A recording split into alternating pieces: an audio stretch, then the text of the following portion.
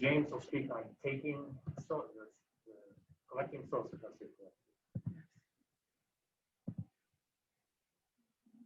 collecting and interpreting soil tests.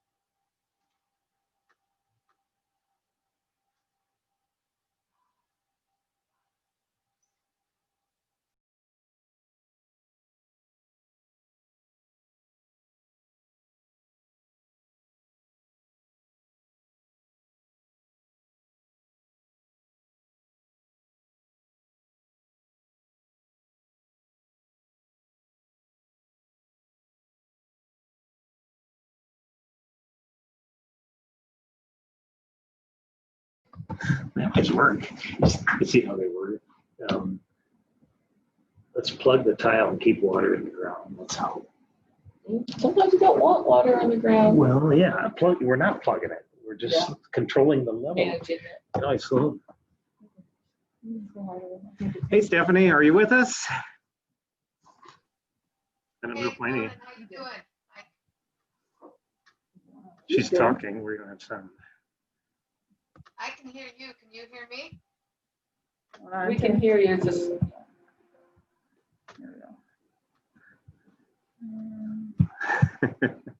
All these silly toolbars at the top. Yeah, can you put video on too then? Well, I'm sharing slides. You can't share slides and have video. Hold on.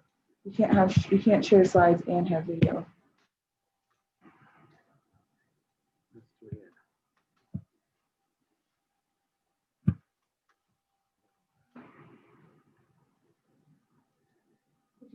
Can you hear me now, Stephanie? I can hear you. Hey, good.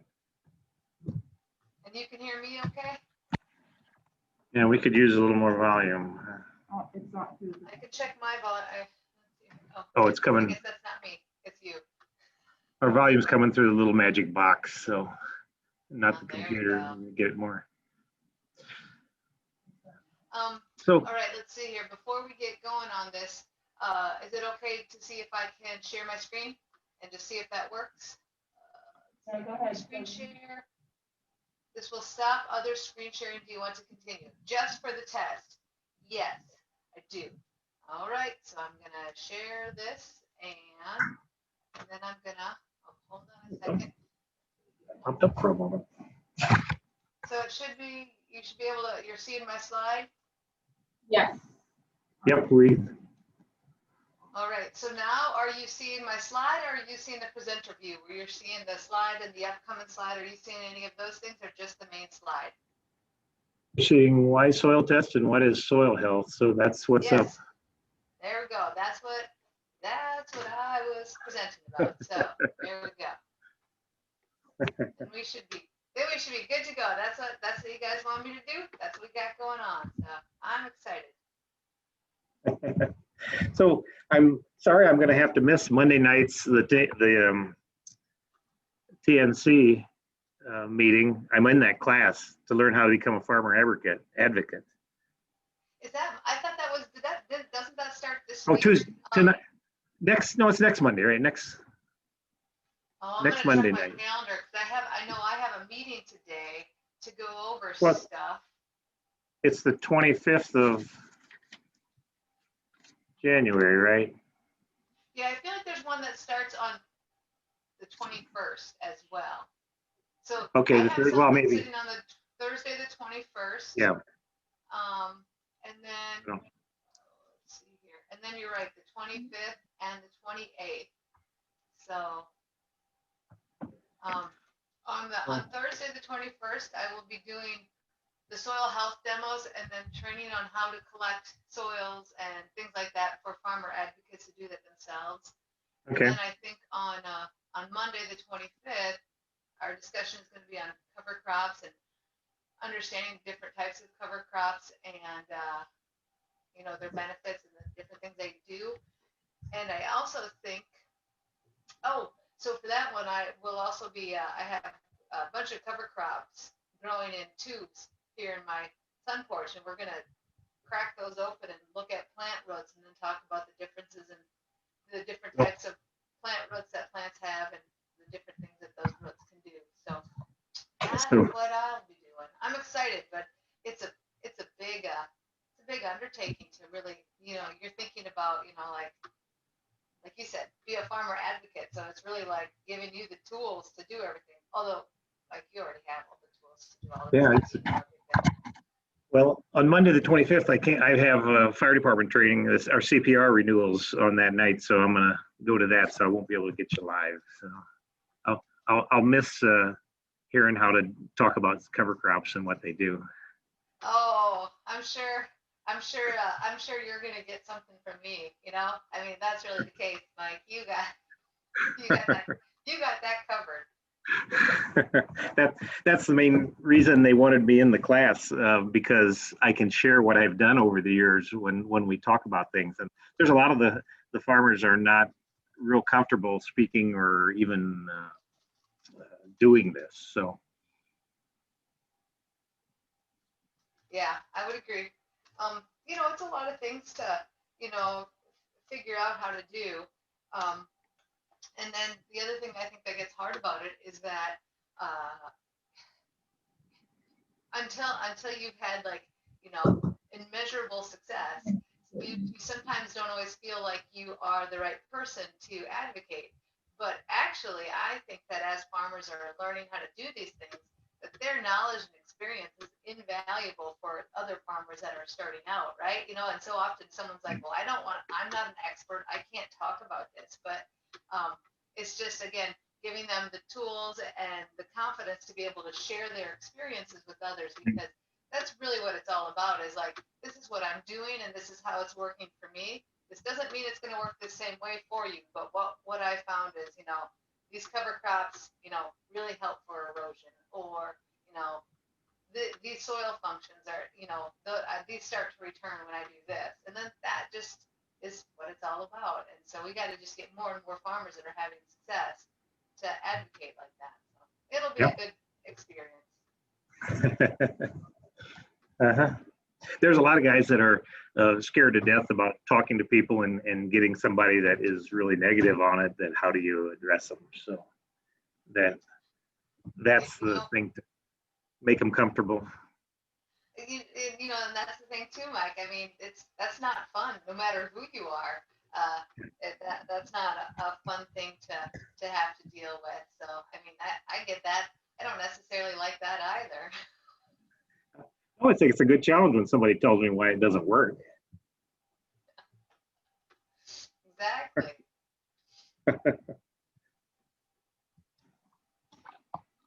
But it's a good program. If they get this, if they get the 60 advocates they're shooting for, and then being able to take this program to other places, you know, anybody else wants to do it, the outline, that'll be a good thing.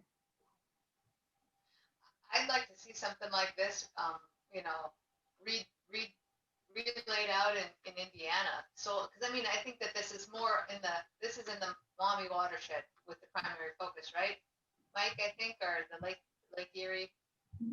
Well, yeah, but it can be taken anywhere. You know, it's not specific to that. It can, the program can go. That's what I'm saying right now. I'd like to see it, like, go out to, you know, focus in different watersheds across the state, like build cohorts of farmers a little bit more. And, you know, there's been a lot of that that's been done over the last 5 or 10 years. But one of the things is, I think we keep getting more and more new farmers in, and they don't always feel like they have a cohort. So we need to get something pulled together and get them going. Yep.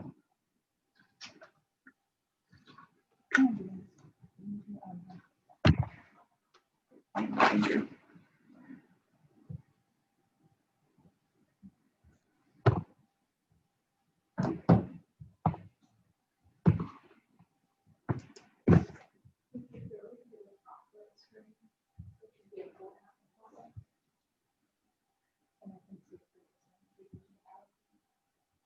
Yeah, I just mean James hasn't logged in yet. Jimmy's in there. Okay. Get the expert.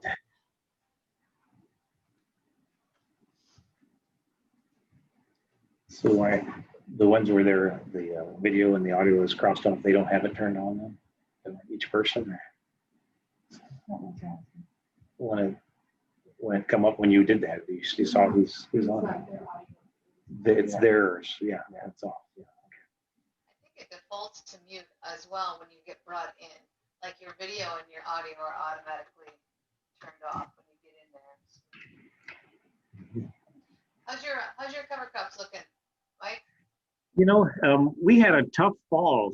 They look good at harvest time, and it kind of just they're good, but they're just sitting there. You know, I think it's cold and warm, so we need some cold.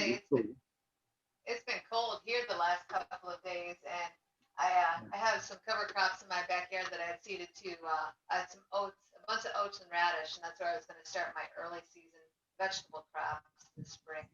And I was surprised the oats survived until probably until after Christmas, and then I think we got a hard frost, and they really died. Right. But I was talking to another coworker of mine that lives over by Pittsburgh, and her oats are still alive. So she must have a little bit more protection than I do, maybe some trees or other things like that. So anyway, it's really dead now. It's pretty obvious that it's dead because the cereal rye and the vetch that are in with it are all green, but the oats sticking out everywhere, they're all just dead. Yeah. Well, the radishes kind of got nipped really good at that first cold, and now they're still alive though. I was just out the other day, and there's still some growing, so we need to kill them. I was out in the field last week, and they had done a cover crop mix after wheat harvest, and there was these massive radishes in there, but they were dead. It was further north, kind of like up in the Kankakee watershed, up in the northwestern part of the state, and they were dead. And so like they were like these massive, massive radishes that were like just falling over and kind of rotten, are starting to get really juicy and nasty.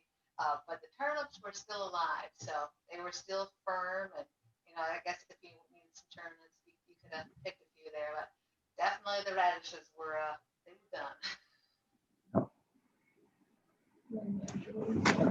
Go ahead. Go ahead. Julie.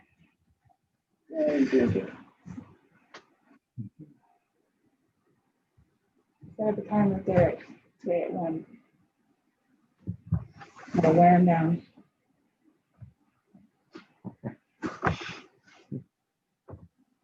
So did I tell you that the cereal rye I harvested off my field had a 96% germ rate on it?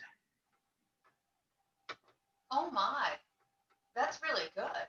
That was good, yeah. What did you do? I don't know if I could do that every year, I'd probably get into that business. But that does look good in the corn. That went in my standing. Yeah, I was gonna say as good of a germination rate as they do out north and west. Yeah, I don't know what happened there. It must be the soil health. Yeah, why not? Exactly. So why did you go cereal rye to harvest? Because usually you do oats, right? What was different this year that you decided to go with cereal rye? So I had a field that was in a drainage water management project,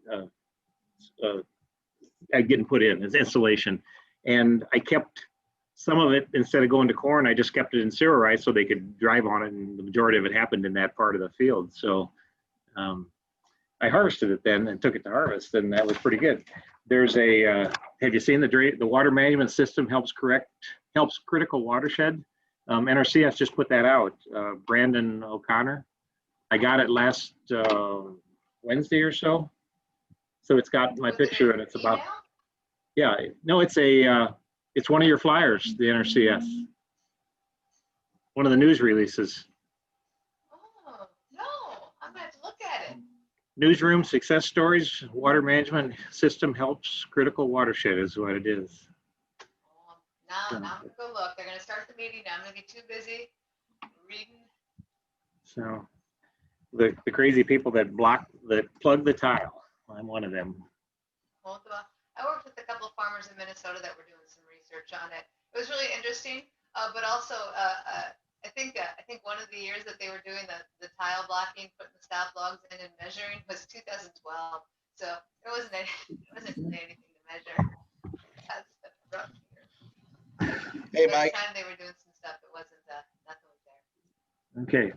Well, it's 8:30. Shall we get started? If you're not, yes.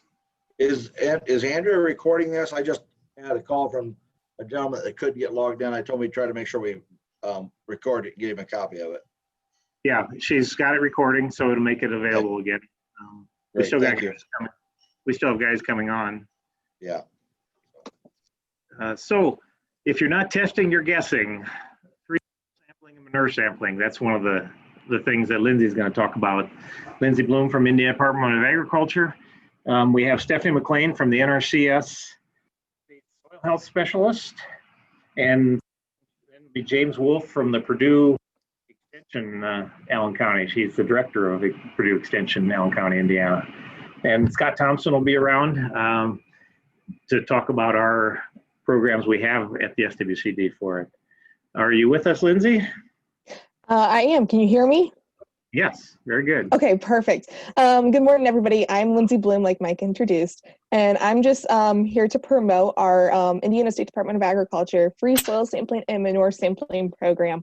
We are actually covering the whole entire Upper Maumee watershed, so if you live in there, you are eligible. And we also have several watersheds in Adams County as well. What we do is we go out there, we sample your fields once you sign up. It can be all your fields, it can be some of your fields, whatever you guys want to know. And then manure sampling, we will cover, I'm pretty sure, every species possible. And we can get you a manure analysis through A&L labs. And if you are in the Nrcs nutrient management program, if you signed up for that, the new manure analysis does cover that standard. So we do work with them. That's pretty much all I have this morning. If you have questions, my number is on the screen. I did see that they had it in a previous slide. They'll probably put that up at the end. Or you can text me, email me, call me, or you can put something in the chat to reach me. So there's also the other slide too. So that's all I have. I'll turn it back over to you, Mike. Well, I don't know. That's pretty short. You can usually talk more than that. Well, that's our sampling program this year, so yeah. All right, well, let's go to Stephanie McLain from Nrcs. I have a lot of experience with her, and she's been on my farm, so it's always interesting to hear that. Are you with us, Stephanie? I am here. All right, so I'm going to share my screen, and we'll get this going. Let's see here. Okay, I got to make sure I share the correct one. Yeah. All right, there we go. All right, so Mike, let me know when you can see the slide. I can see why soil test and what is soil health. Yep, hold on. And then I'm just gotta, okay, there we go, we're good to go. All right, so when I was working with Andrea to pull this together today, there was a few different things that she kind of wanted me to kind of touch on here today. So this is gonna be a little bit of mishmash of soil testing and soil health. So again, a combination of a couple different topics here today.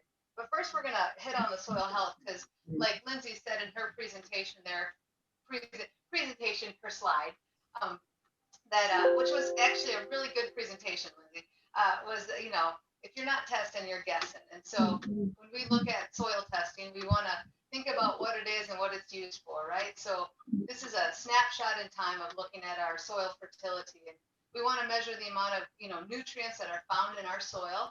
But the biggest thing we want to think about with soil testing is that, again, thinking about it as a snapshot, that snapshot is only as good as the photographer, as the picture being taken there, right? Thinking about critical aspects of what we want to do when we're sampling, the depth of the sampling, the depth of the soil sampling procedures, consistency, and all of those types of things are critical to having a really good snapshot. And again, all of those considerations that I kind of was mentioning before.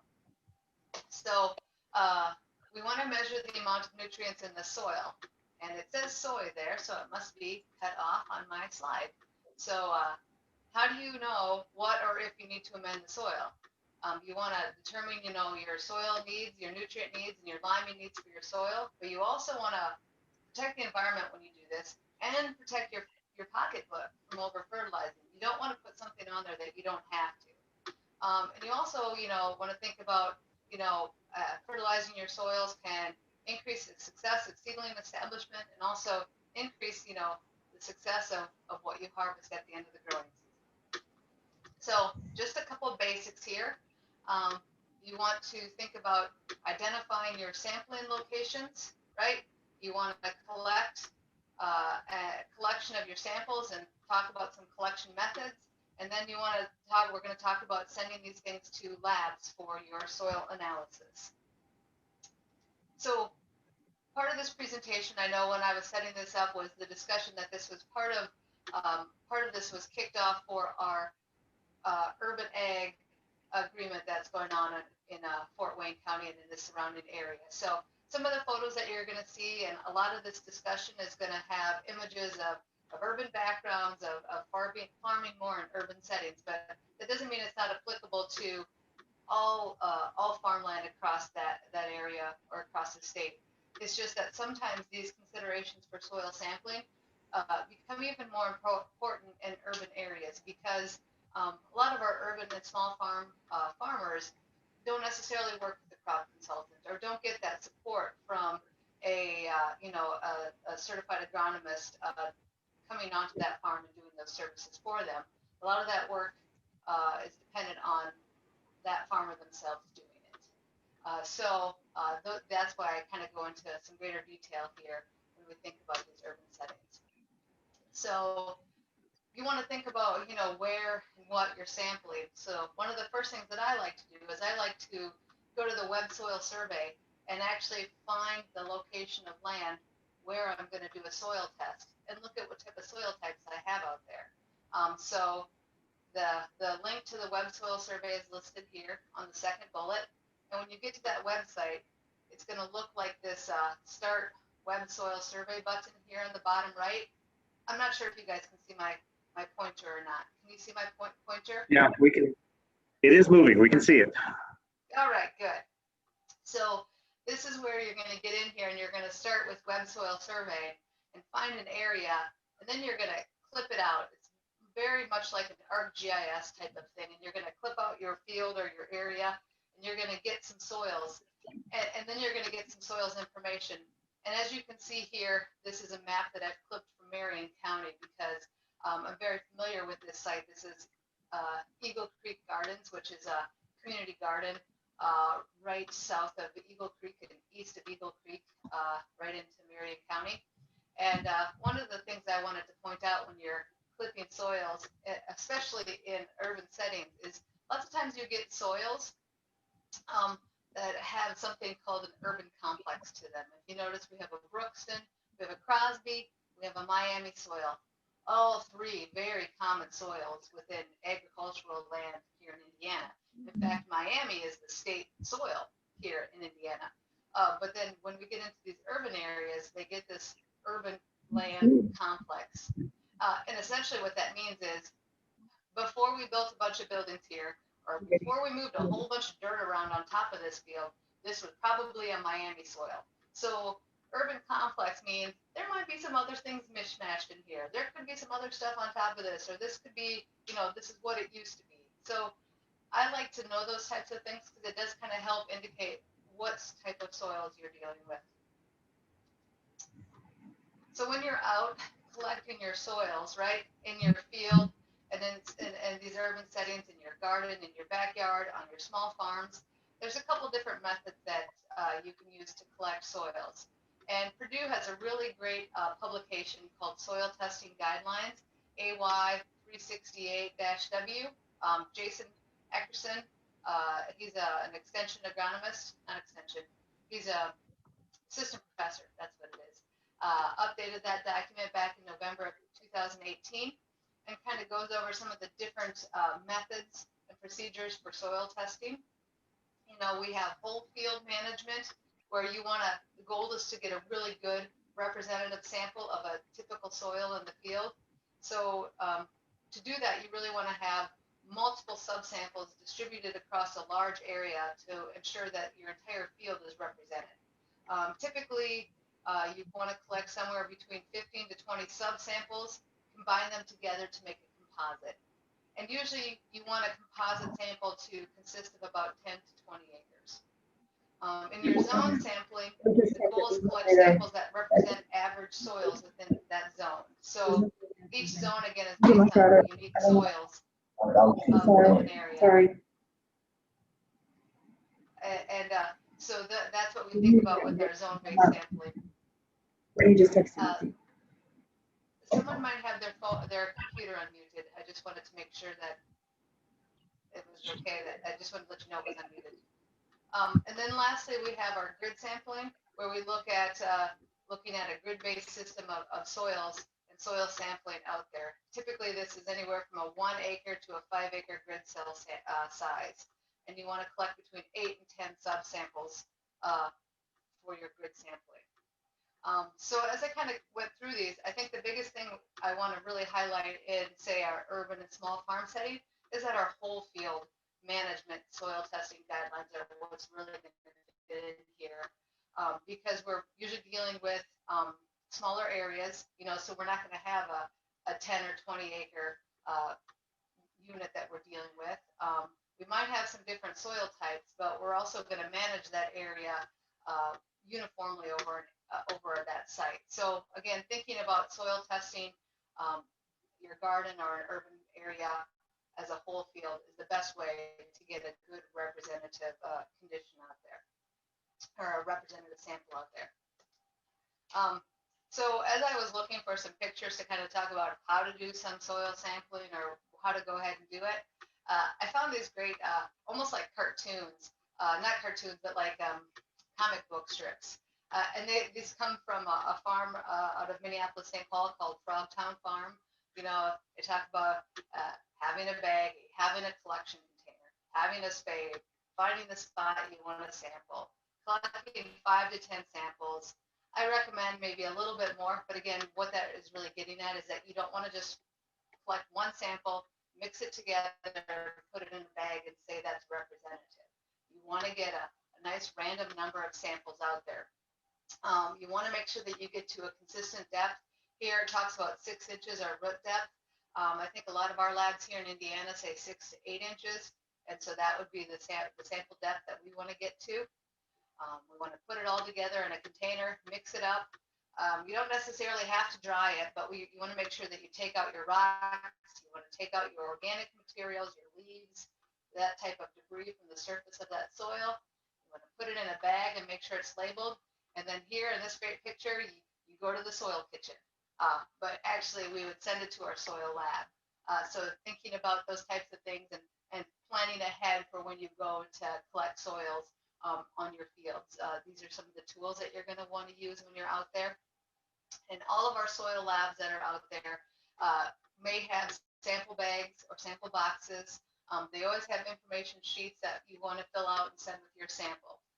And then also the list of things here that I kind of referenced comes from Purdue Extension. And I actually think that James, I think that's his name, the guy who's presenting next, actually had pulled this together. So Purdue Extension has some great information on conducting soil sampling and how to do it and how to have success while you're doing this. So, here's some other pictures of tools. Those last pictures were showing spades. Typically, when I go out and do soil testing, I like to use a soil probe because I can get a consistent depth. It's easy to pop out of that container or out of that probe and put it into a bucket and mix it together. And one of the things that I think I mentioned in the last slide, but I'm going to kind of hit on it again here, when you're collecting these soil samples, you don't want to use a metal bucket or any type of metal container to collect those soils in. You want to use a plastic bucket, some type of container like that doesn't have metal. So there is that potential for contamination of that soil before you send it out. So plastic buckets are essential for these samplings. And then off to the lab for analysis, right? You want to make sure that you're using an accredited lab. Check with Extension or your Nrcs or SWCD offices if they have are offering any programs that support soil testing, which like Lindsey had mentioned earlier today or this morning, there's a lot of different resources out there to help with soil testing and then recommendations after you get your soil test results back. Some of the things that you want to test for are organic matter, your soil pH, your nutrient content, right? Macro and micronutrients, phosphorus, calcium, all of these other nutrients, cation exchange capacity. There's a whole slew of different things that you can test for. And what's really nice is that typically when you send your soil off for analysis, you don't have to pick every single one of the tests that you want. Typically our labs offer a suite of analyses that they do under one test package. And so you can, I know when I did the soil testing for my gardens in my backyard, I sent them to A&L Labs there in Fort Wayne, and they have a lawn and garden test package. And that would be typically what you would do for your backyard. And I think I received analysis on 8 or 10 different nutrients and all the information that I have there. So again, there's a lot of great places where you can go to get your soils, great labs that you can go to and get your soils tested. All right, so when we're talking in urban settings, it would be poor of me if I didn't mention this, but I also want to highlight the fact that I'm not a specialist on any of these types of things, but these are some considerations that you really want to think of when you are looking at urban farms, small areas, or backyard gardens. That historical use of land may contribute to high levels of lead in the soil. So, you know, you want to consider testing for lead if that land has gone from an industrial or commercial use to a residential use. You know, if there used to be roads in that area, if old houses used to stand in those areas. Prior to 1978, you know, all paint had lead in it. I don't remember when lead was taken out of gasoline, but, you know, if you had old roads in an area or adjacent to an old road, those are areas where there could be lead, again, from leaded gasoline from when gasoline was still leaded. So these are those things that you want to consider. If you know that there used to be some type of an industrial use on your area or in your land, or if you just don't know, these are tests that you can look at just to, again, if you're not testing, you're guessing. And these are sometimes things in urban areas and in cities that are a big risk when you're working in the soil. So most labs do offer a lead analysis test. I saw the extension website had a UMass testing site that they recommended, and I think a lead test was $10 or $15. So that's not a bad price for peace of mind of knowing whether there's lead out there or not. So I think the last thing I'm going to really hit on for soil testing, you know, is collecting those soils, making sure they're representative samples from your field, determining the quantity of nutrients that are in the soil, interpreting those test results, meaning what are you going to do with this information now, and then making some type of a nutrient recommendation or supplementing that soil with nutrients if you desire to support crop growth. And, you know, I think the reason why we want to talk about soil health, or not soil health, but soil testing being so important on all landscapes is when we think about the larger scale. Not just, you know, earlier I said talk about protecting that pocketbook and protecting the environment. There's a cost to, you know, putting excess amounts of fertilizers out there if you don't need that. And what's really interesting if we think about it from that urban perspective and these small farms and gardens is that it's really easy to over apply nutrients in a garden. Just because you think about it, that recommendation could be a teaspoon of a fertilizer that you're going to put over a whole garden. Or I think about even the idea of seeding a cover crop on 100 square feet, and I may be putting on a packet of seeds that's like this big, and that meets the same seeding requirements that I would recommend to a farmer on a 100-acre field, but that farmer's buying bags and bags of seed. And so when I am then thinking, well, this much seed on my garden doesn't seem like very much, I'm gonna do more is better, because I'm not necessarily noticing or missing or realizing that I'm putting on too much that could cause a problem. And in a cover crop scenario, that's not going to cause a problem. But in a nutrient situation, instead of, you know, 1 teaspoon of a nitrogen fertilizer is going to be the equivalent of what I need for those nutrients, and then all of a sudden that might not seem like enough for me, and I'm like, well, if 1 teaspoon's good, a cup is great, and then I'm over fertilizing. And if that happens across a large scale, you know, we have watershed issues, we have runoff issues, and that can contribute to all of these different nutrient issues that we are dealing with across the country, and in, you know, especially in that Lake Erie watershed. All right, I'm going to stop here a second and just kind of, because I do have some slides here now about a brief introduction to soil health. So before I you know, keep going, I want to just ask and see if anyone has any questions about soil testing. And Anybody have questions? Let's get some discussion. And I can stop my share right now so we can kind of talk a little bit easier. Has anyone had any successes or failures getting soil testing done? Or any thoughts about where it's worked really well or not worked really well?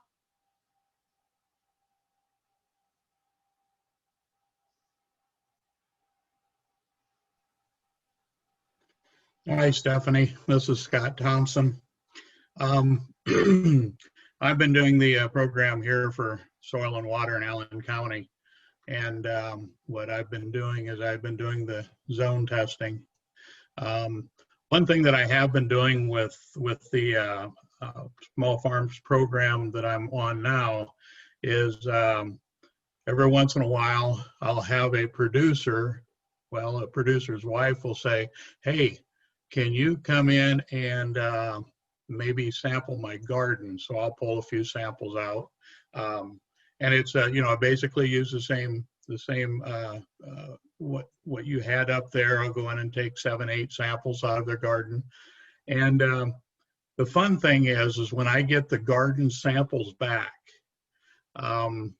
they have been fertilized well beyond anything that I have pulled when I was out in the field, because I mean the nutrient numbers are astronomical, but there is still nutrients that come back that are still needed.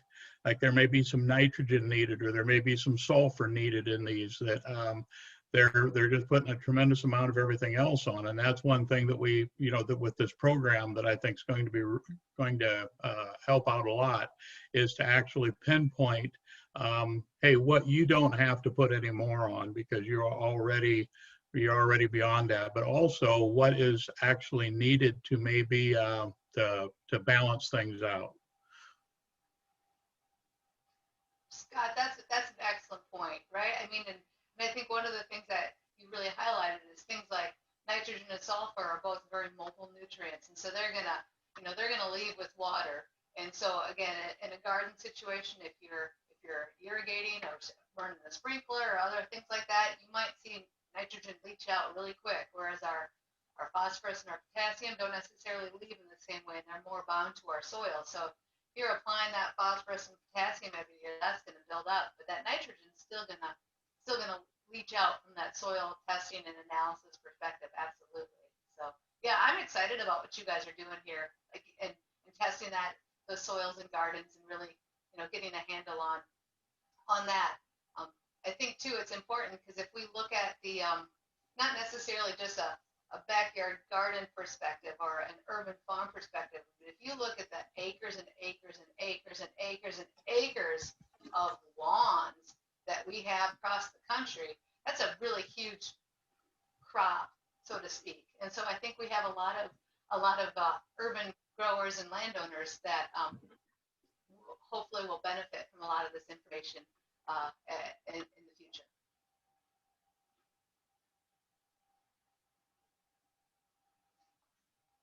Mike? Oh, you're muted.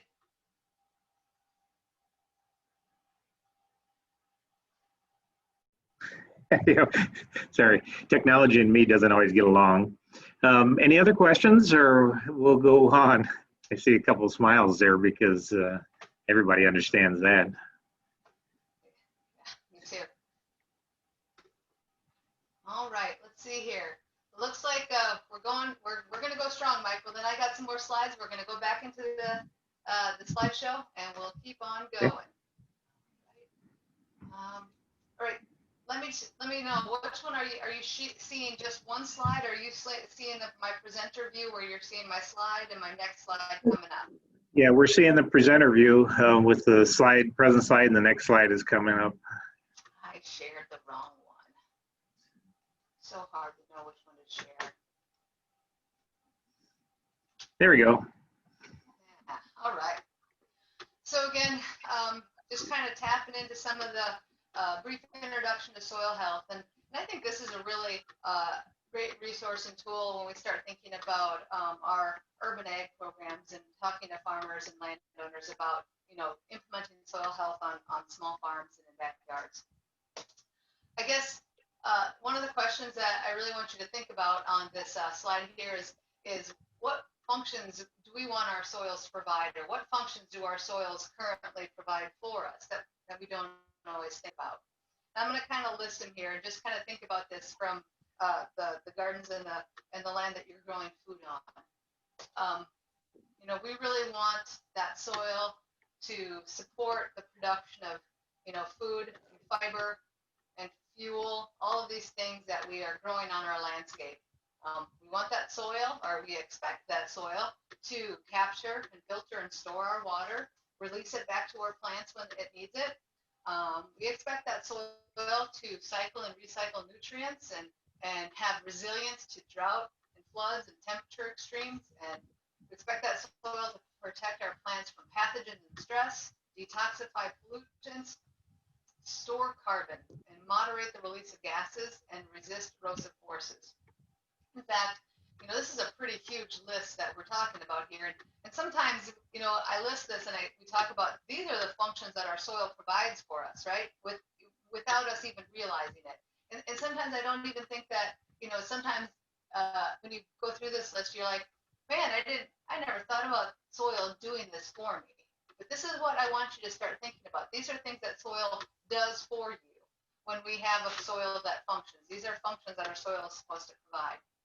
So when we think about defining soil health in our cropping systems and in our fields, what we want to think about is that continued capacity of a soil to function as a vital living ecosystem that sustains our plants and animals and humans. And so, again, we want to have that continued capacity. So even as we go in and farm on that landscape and grow food on that landscape and then harvest, we want that soil to continue its capacity to do these things, to function, that list that I mentioned in that last slide. So when we don't have function, we have this downward spiral of soil degradation. And so we see when we have increased disturbance on a landscape, we reduce our residue cover, we reduce our diversity. That's where we start to see that spiral of degradation occur. And then as we do that, we reduce our soil organic matter and we increase erosion and compaction. And then those soil aggregates start to break down and we see that increase of surface crusting and compaction.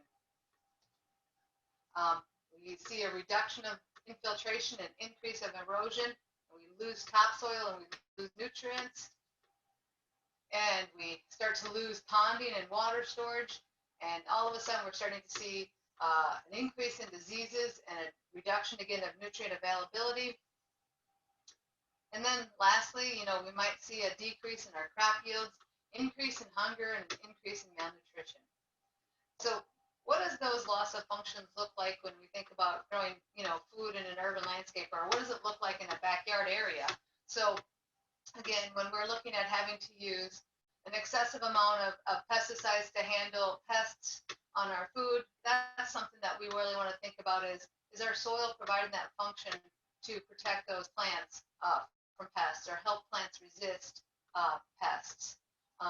Here on the right-hand side, we're looking at this crusted soil surface. It's a bare soil.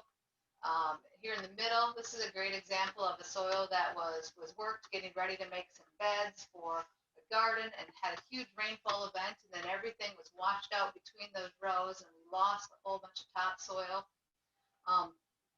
Again, having to add fertilizers, which is important to a cropping system, but also if we're adding an excessive amount, then all of a sudden we are having a negative impact on a cropping system because adding too many fertilizers can impact the soil and the plant's natural ability to exchange nutrients because those nutrients are already there in excessive amounts in the form of those fertilizers.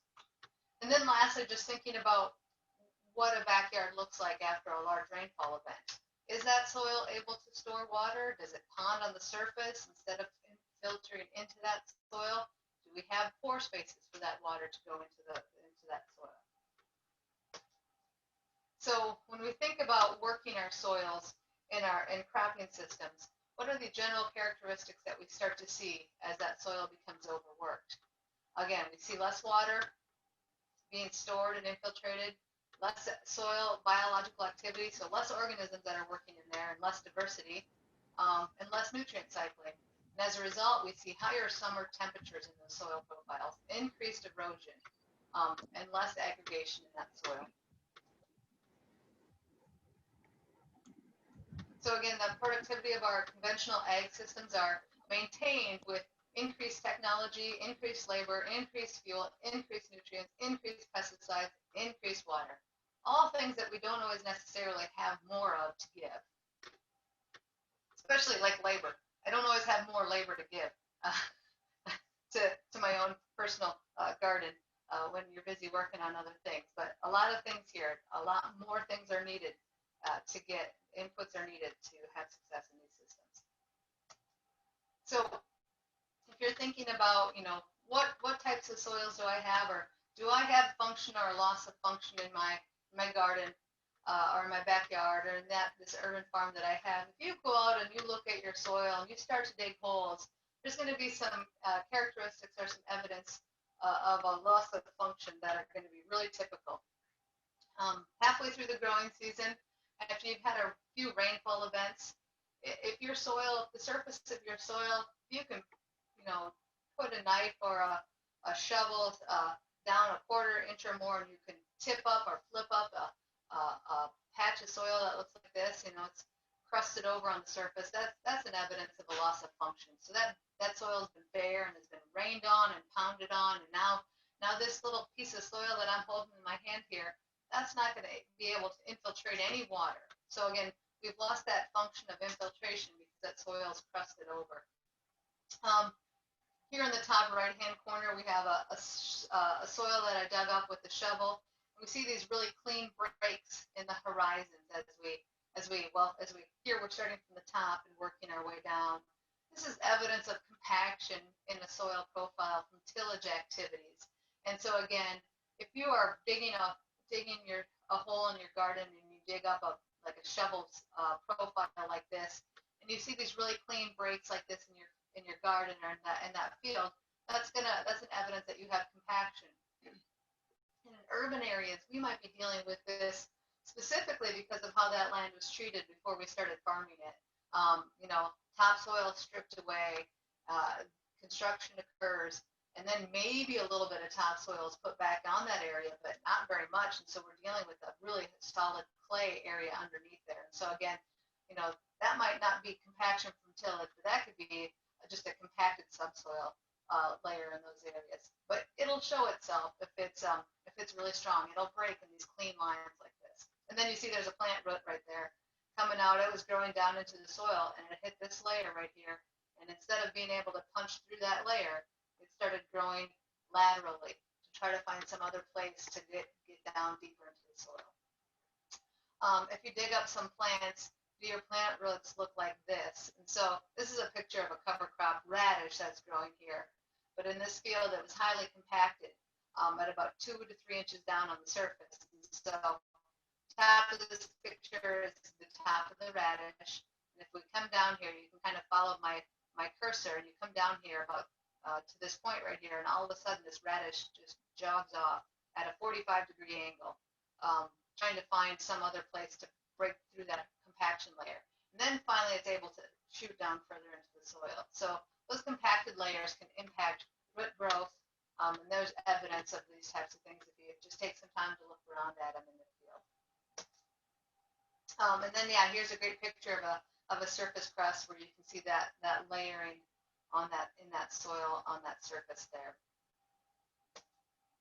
So again, when we think about different ways to impact or benefit our soil's ecosystem, we want to, especially from the soil health perspective, we've kind of categorized that into 4 principles. We've looked at we want to focus on minimizing disturbance, maximizing living cover, maximizing biodiversity, and maximizing continuous living roots. So I have a video here. Let's hope this works good. It's about 3 minutes long. And Mike, if there's any issues with the video, if it gets too laggy for you or anyone else, you know, put it in the chat, and then Mike will let me know and we can skip it onto the next slide. But let's see if this works. Here in Indiana, we're very fortunate to have a strong conservation partnership. And because of that, I work heavily with the Indiana Nrcs. I'm going to show you a couple of videos throughout this presentation, and in them, you will also see Stephanie McLain, our state soil health specialist. So I thought it would be good to introduce her quickly first. We're going to take a look now at what we mean when we talk about soil function, some of what we mean when we talk about soil function. On the left, we've got a soil from a typical cropping system with heavy disturbance and low diversity. On the right, in contrast to that, we have a soil from a soil health management system with very little physical disturbance and more diversity, both with cover crops and with crops. As the water rushes into these soils, if the air can't escape from them, the air pressure builds up in them. And as the air pressure builds up, we saw on the left, it's blowing that soil apart. We're seeing on the right some little bubbles that are able to come out of that soil, right? On the right, that's indicating that we've got good pore connectivity, so the air pressure isn't building up as heavily in that soil, right? So we have good exchange between the water and the air. On the left, that air pressure builds up, it can't escape. That soil can't hold itself together, right? That soil has what we refer to as poor aggregate stability. So it blows that soil apart, it breaks that soil apart down to its individual sand, silt, and clay particles, which is what you're seeing either falling or clouding up the tube. The silts and the clays stay in suspension, the sands fall out pretty quickly. And here even you're seeing some of the lighter organic materials float to the top, which is pretty cool. Sometimes you can't see that always when you're, especially if you're in a live audience. So that's one of the things that's been useful about moving to virtual, is maybe a little bit more clarity for some of these. But on the right, you can see some bubbles coming out of there, and you can see some particles falling, but you can tell that it's not clouding up the water, right? That water remains clear. So that's indicating that those are in fact still aggregates that are holding together and falling quickly down to the bottom of that tube. Of course, in the field. Hopefully everyone was able to kind of see that video. Part of the presentation today, again, was just a basic introduction to soil health, and I'm hoping to work with Andrea and the crew on maybe a more intensive soil health, or what is soil health, so we can kind of go into some of our more hands-on demonstrations with farmers and landowners in the watershed. But that was the video that we had worked on trying to prepare for some of our presentations, again, these virtual sessions, so we can really get that concept across of the soil function and what that functioning soil looks like when it's dried and put in water. Does that soil hold together, or does it fall apart? So when we think about this, we want to focus on managing for water stable aggregates. By that I mean that when that raindrop lands on the soil, we want that water to infiltrate through those soil pores down into the soil profile where it lands. That's what you want when we're dealing with healthy soils and trying to build these healthy soils in our cropping systems. Instead, what we see a lot of times this is what we don't want. When that raindrop hits that soil surface, and like Joe mentioned in that video, those soil particles break into their individual sand, silt, and clay elements, and then they plug up those soil pores, and then they seal up that soil surface, and then we have runoff. So we want to try to manage for a soil so that we can have this in all situations, or in as much of the situations as possible, where we're having infiltration through that soil profile. Another thing that we want to think about here is trying to keep that soil surface covered, right? I always like this slide, thinking about who likes bare dirt. And there's a lot of things that don't like having bare soil. And so if you look at in a bare field situation here, a lot of our microorganisms that we work with and that we try to support in healthy cropping systems, tend to die, they can't survive. And then we have a field that's susceptible to that crusting and that erosion. And then those organisms can't function and do the work that they're supposed to do in our cropping systems. Whereas when we have more soil cover out there, oops, sorry, hit the mouse. When we have more soil cover out there, that benefits that entire cropping system. And then again, a lot of different organisms that provide benefit to our crops as well. So how do we do this in a backyard garden or in an urban setting? You know, thinking about managing for water stable aggregates, getting soil cover out there so that we can bring soil function back. So some of the things I'm going to suggest here, just as I think I have about 4 more slides to go through here, is adding cover crops into that setting. So you want to think about after your crops are harvested, or between your crop rows. Or between crop cycles, if you are relay cropping, so you have an early spring crop, and then you're coming back and you're having a later season crop. So you've got those 2 crop cycles in there. Find a short season cover crop that you can grow in between those 2 to protect that soil surface, to scavenge nutrients, to keep that whole system thriving. So here we have some kale with, and this is late in the season, probably September or October. I think it's October of this year. If you notice underneath it is a mix of oats and crimson clover. So after that kale dies, that oats and crimson clover is going to still be growing there. Well, the kale won't die, but after the growing season is done, oats and crimson clover are protecting that bed. And then next year, the grower is able to plant something into it in the early season. Here we got some hairy vetch, which is great for protecting that soil surface. It makes a massive amount of cover, and it's really high in it fixes nitrogen, so it helps supplement that soil with the nitrogen that a lot of our growing plants need. And here's some buckwheat over on the bottom left, and that's a great pollinator plant, so it brings a lot of our beneficial insects into our gardens. And it's also great at scavenging phosphorus and helping it make it available for the next crop that is planted after it. We also want to look at, you know, how do we do this again in our backyard or in our urban areas? We want to rotate our crops, right? So that way we can give certain soils a break or work on building those soils as we're growing on other soils. Here we have, again, that one spot that I showed you earlier where we had some oats and radish cover crops there. That winter kills, and so then that grower is able to come in early in the growing season the next spring and plant an early season crop. That's a great way to look at doing that. Here we have a high carbon mulch here with an early season crop growing in there, so that soil is protected with that mulch.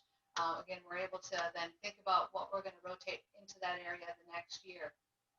And here we have 2 examples on the right hand side. This is actually my garden, so I still use fabric, just like a woven fabric to help me keep things moving smoothly in my backyard, but I usually grow crops on like a 4 to 6 foot strip, and then in between that I leave 4 to 6 feet of area where I plant a diverse cover crop mix of Phacelia, crimson clover, and other things like that to attract the pollinators to my garden. And then my plan is in the next year to then go back onto this area right here where these cover crops are, put the fabric down and plant my garden crops in there, and then the areas where the crops are this year, that's going to be my diverse cover crop mix. So I'm trying to practice crop rotation on a very small scale. Other things you want to think about for adding nutrients to your garden, we have fertilizers, right, that we can add once we get a soil test done, but we also want to think about our nitrogen fixers. Can we get nitrogen from our legumes and other crops that we can put in that garden to help fix some nitrogen and make it more available in our soils? Thinking about adding organic material, keep that carbon level high on your garden. So starting leaf mulch, have a compost pile in your backyard.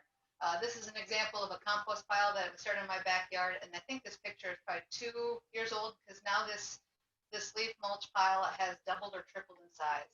And actually many of the neighbors in the neighborhood next to me gave me their leaves, which I think is really sad because that means that they're not using those leaves for their own gardens, their backyards, or flower beds. But it's a benefit to me because I'm getting more carbon than what I'm originally creating in my system because they're giving me their leaves for compost. And then think about a vermicompost system.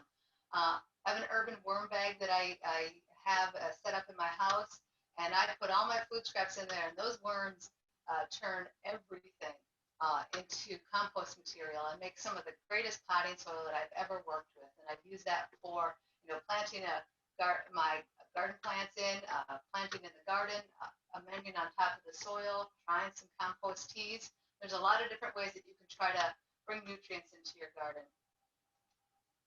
And then, lastly, thinking about protecting that soil with more mulch. And that doesn't have to be fabric like I showed you earlier.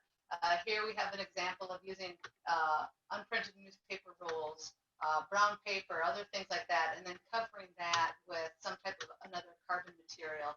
And that can protect that soil surface from raindrop impact and the high soil temps, but it also can, that stuff eventually breaks down and gets incorporated into that soil as organic matter. So lastly, we want to think about improving or building that soil function and soil health in our fields. And it's a step-by-step process. And it really starts with building our biological activity. Those organisms that I talked about very briefly about, we want to increase those numbers in our soil profile because they're the organisms that are responsible for nutrient cycling, organic matter breakdown, helping to build those water-stable aggregates that we demonstrated in the slate test and that video. And so we really want to get those beneficial organisms built up in our soil profile. And as they increase, they start to help improve that function by turning over organic matter, cycling our nutrients. And then over time, we'll see improved structure and improved water availability. So that's why soil health is so important in our cropping systems. So the last thing is when you think about it from an urban farming perspective, there's a lot of resources out there, and you just gotta ask people or go online and look. Purdue has some great resources. There's some great labs out there for testing, soil testing, and looking at lead contamination. The USDA Urban Ag Toolkit is a great resource, and it's on the Purdue link website there. But again, there's just so many things out there that you can look for. It almost becomes hard to actually filter through all of it to find what you need. So if you are working with someone, or if you haven't started working with someone, reach out to, like I said, Purdue Extension Specialist, your Soil and Water Conservation District, and they do a great job of helping find the information that you need. And then I do have a few links here with some more resources. So hopefully at the end of the day today, these can be shared either through the chat or later on in an email, just some things to click on and read a little bit more about. Actually, some of the images that I shared previously, they're on this slide here. So that's all I have for you. And hopefully we can get some discussion and then talk some more about soil testing.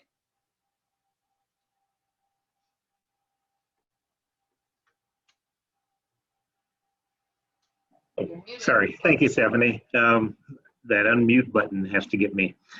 This is really good for urban ag, but as you think about it, the same thing works on the farm soils, on our fields. The soil health principle is all the same, just scaled up to larger things.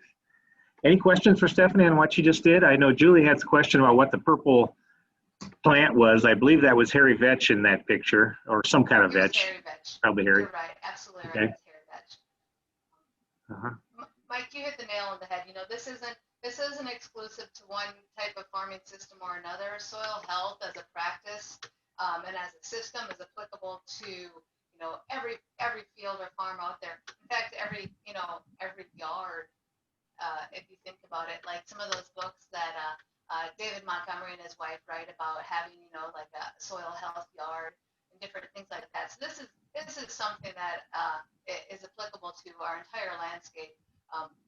But again, I tried to focus it for the purposes of the meeting today on that urban perspective, so that it's really relatable to what we're trying to do on those urban and small farms. All right, well, we can hold questions or we can always ask them later. Let's move on to James Wolff. He's going to tell us all about soil sampling and everything we need to know, right? James? Sure. Yes. Give me 1 second here to share. So yes, I'm James Wolff. I'm the Ag and Natural Resources Educator at Purdue Extension here in Allen County. I'm also the County Extension Director, so I get to wear both hats. But today we're wearing the Ag Educator hat. So again, I work primarily with our larger scale farmers. So this presentation's geared a little bit more towards corn and soybean, but the concepts are the same. That's the one thing when you get a soil analysis, all the info is the same, no matter if you're doing a lawn, you're doing a cornfield, or something in between. How we develop our results are going to be a little bit different. So I'll get to that at the end. I got a couple extra slides in. So first, you get a soil report back, and it could look something like this. We work with A&L Labs in town, so all of our reports look very similar to this. Sometimes they've got a little bit more of a graphic display, but it's going to give you a lot of information. And for somebody new looking at all this, it's just a bunch of numbers that may not make any sense. So we're going to try to break it down a little bit as we go across with our soil report and give some information there.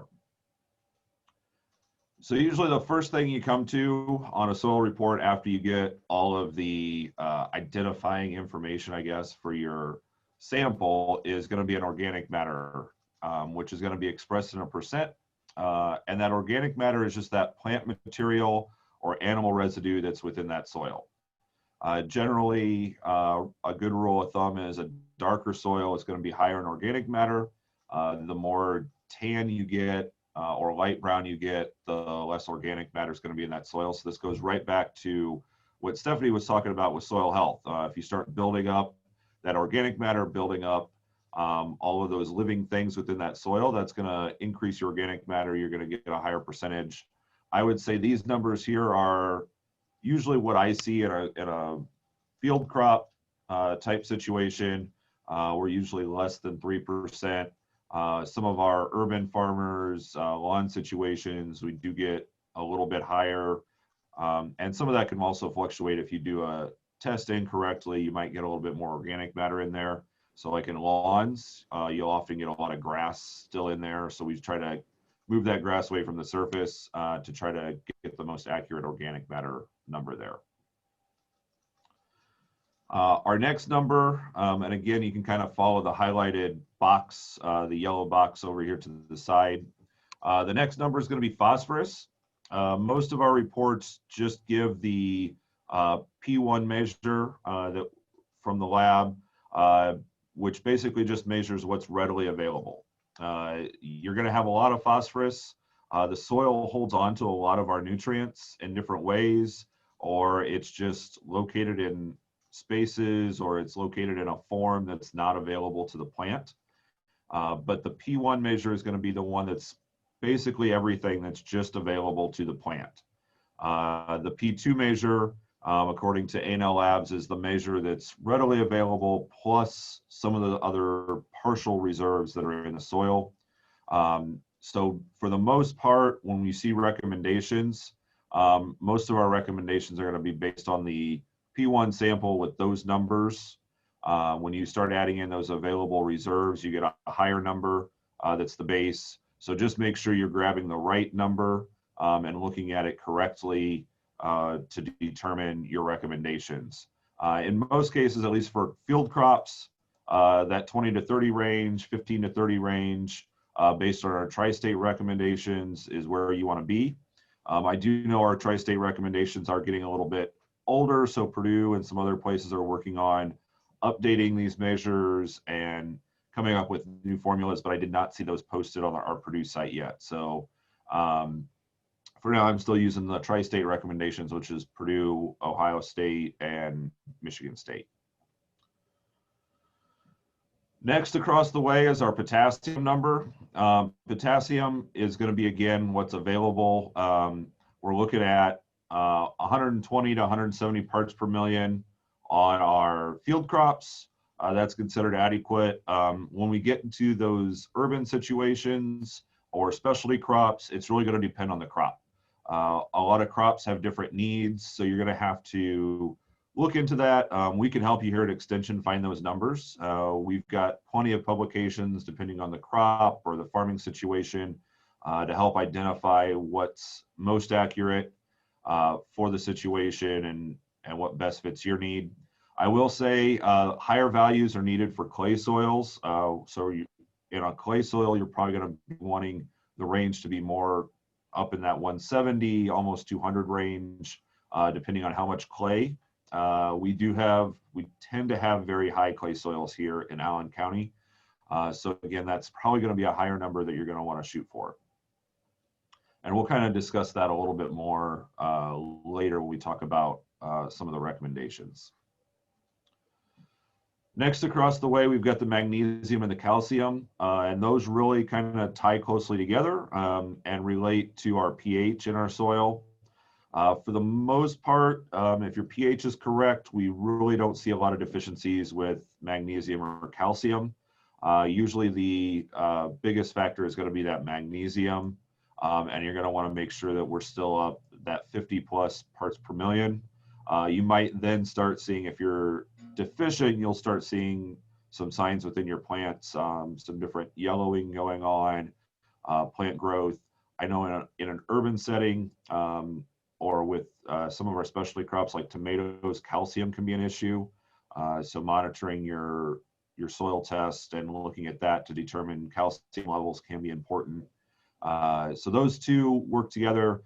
These are usually corrected with lime. It's usually related to a pH issue. But that can also depend, maybe your pH is correct, but depending on your crop, your calcium's low. So you might look at other options. Next, we've got pH. So like I said, the magnesium and the calcium work together for pH. Really, it's just a level of the acidity in the soil. We want to shoot for that 6 to 7. Most plants prefer 6 to 7. Alfalfa is a little bit different, and some of our specialty crops are also a little different. Blueberries prefer a lot more acid, which is again why we generally can't grow blueberries in this area, because I'm not sure that I've ever seen a soil sample come back through our office that was less than 6.8. Most of the samples that I see come through my office tend to be very high. I've even seen up to 8.4. In those situations, you're very basic. You're on that alkaline side. You definitely do not need to add lime because that's just going to push you higher. So you want to come back down. And the reason you want to be in this range is because that is where most nutrients are available to the plant. As we move lower in acidity, nutrients tend to get tied up with the acidity in the soil. And then also if you move to more basic, the nutrients are also more tied up in other ways.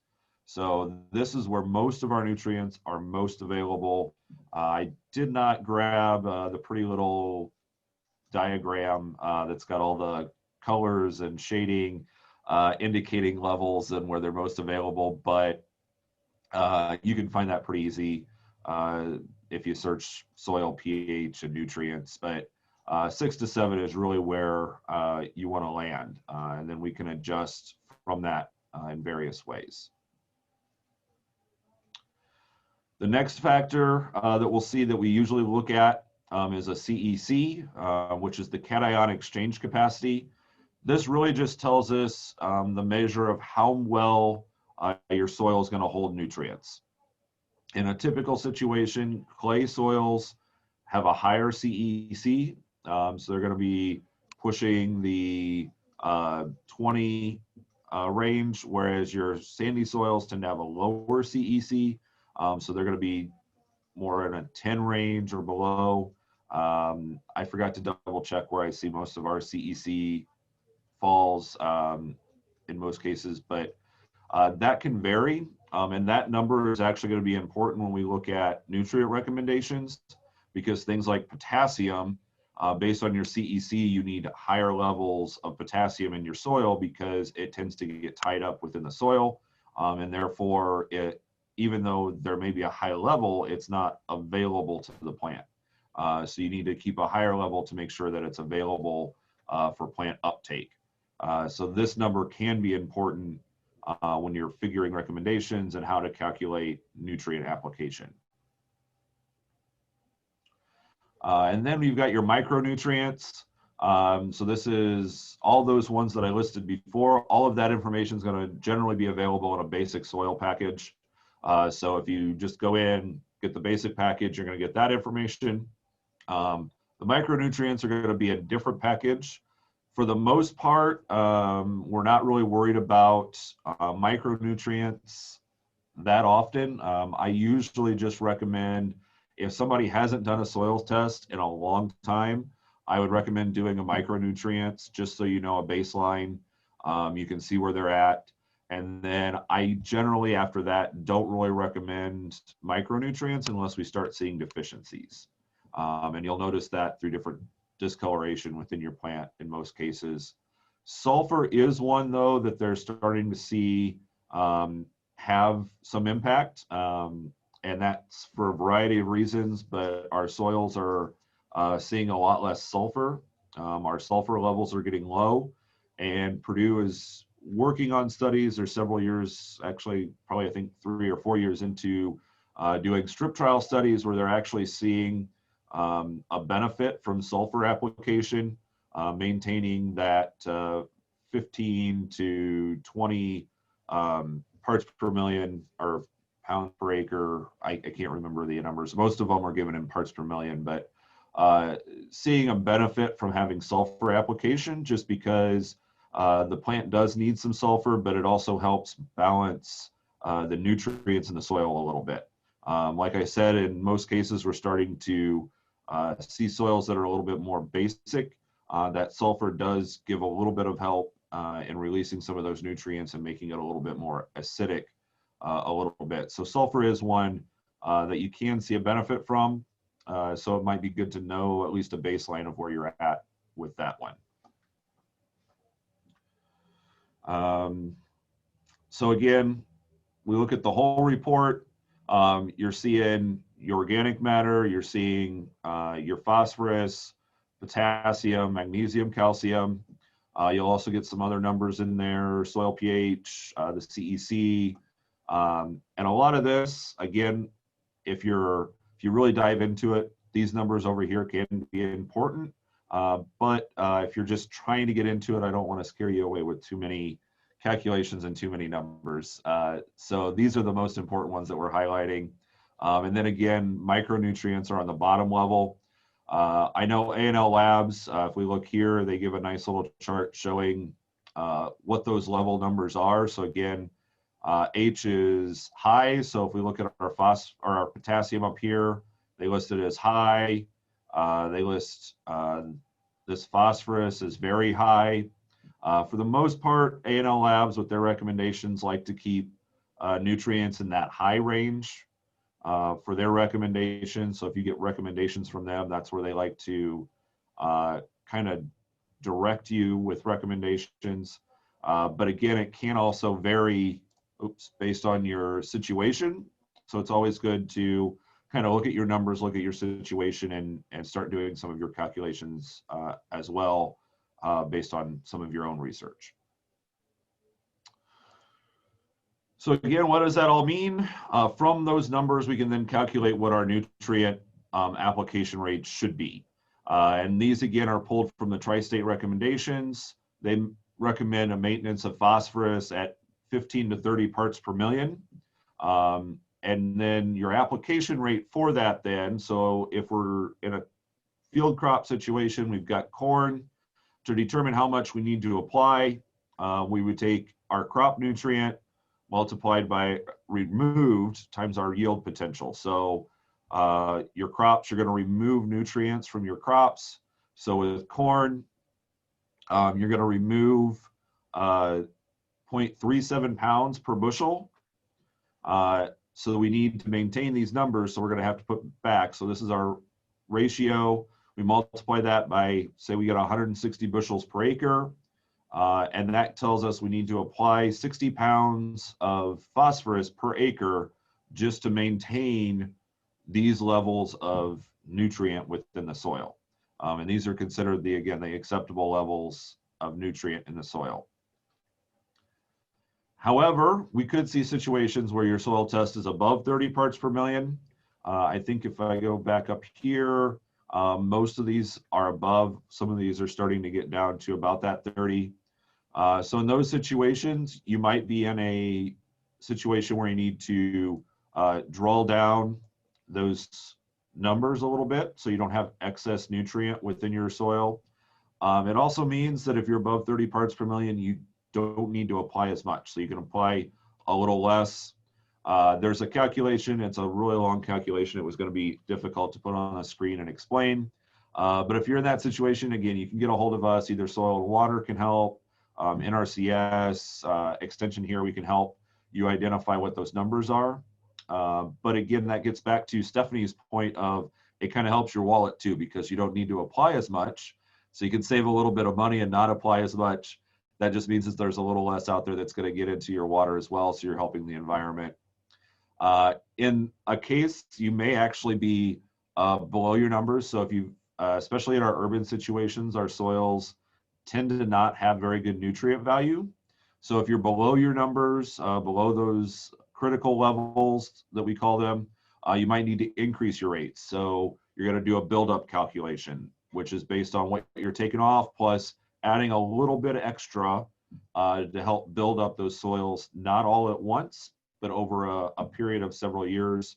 Anytime you add a whole bunch at once, it's kind of worthless too, because it's not going to be used. A lot of that excess can still move out of that soil. Potassium is very similar. It's a very similar calculation. The difference is there you add a factor of 20 to create your application rate. So you're going to bump that up a little bit. The critical level is also based on your CEC. So we talked about that cation exchange capacity number earlier. If you've got a soil that's got a CEC of 10, your critical level of potassium for maintenance is only 100 parts per million. Whereas if we move up to CEC of 30, your critical level of potassium jumps up to 150 parts per million. So that gives you your base level that you need to be at for maintenance. And then you can start doing your calculations from that.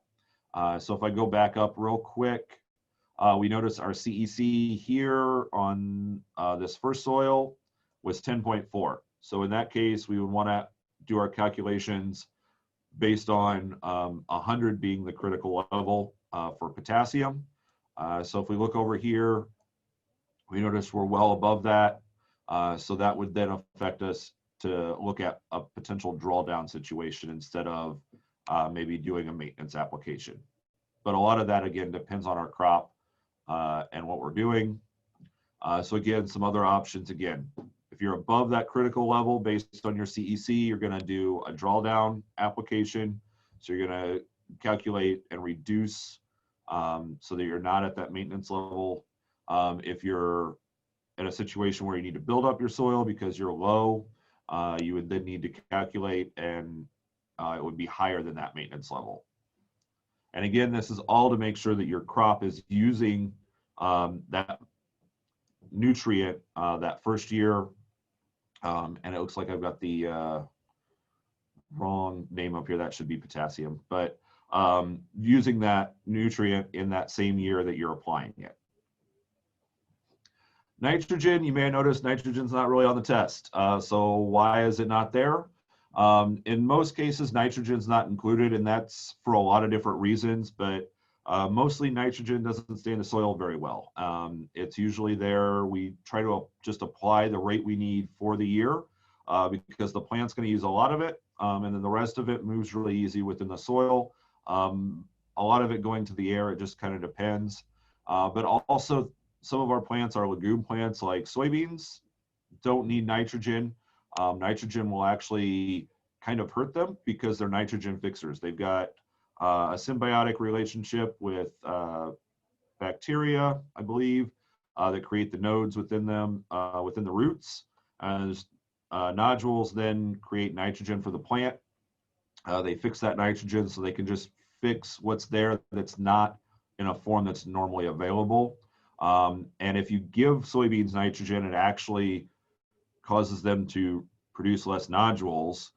So then later in the season, they actually struggle. And the same is then true peas, alfalfa, a lot of those legumes don't need that nitrogen application. But some of our plants like corn need a lot of nitrogen. A lot of the grassier type plants tend to need more nitrogen. Nitrogen is essentially that green growth for that plant. There's two ways that you can apply nitrogen. The first is going to be the agronomic rate. So this is going to be the optimum rate that produces the highest yield for that crop. The second rate, which is what we try to recommend in most situations, is actually going to be an economic optimum. Based on the price of your crop, the price of the nitrogen, we can create an economic optimum rate that's going to actually be, in most cases, less than that agronomic rate. And that's going to help you enhance your profit.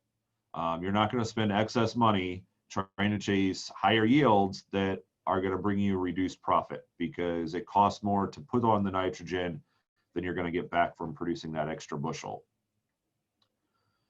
So again, an agronomic optimum, it's not like a straight line graph where applying another pound of nitrogen gives us another bushel or another amount of crop.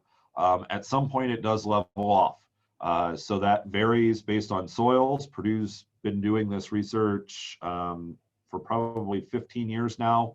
So they've got a lot of data to support this, especially in corn, but more nitrogen does not always mean more yield. At some point it levels off, and sometimes that curve actually starts to dip back down. So you try to find that sweet spot, which is, in this case, probably going to be right around here, dropping down, and we figure out how much nitrogen to apply for that crop in the year. Again, this is another one here before I switch to the economic optimum. So for Northeast Indiana, we generally need a lot more nitrogen in the soil, just because of the way our soils are. Blue is the agronomic optimum rate.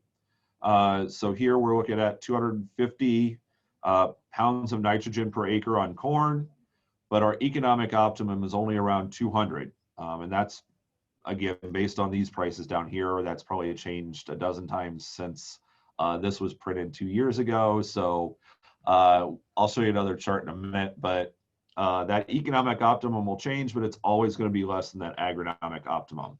And that, again, helps your wallet, but it also helps the environment because, again, we're not over applying nutrients.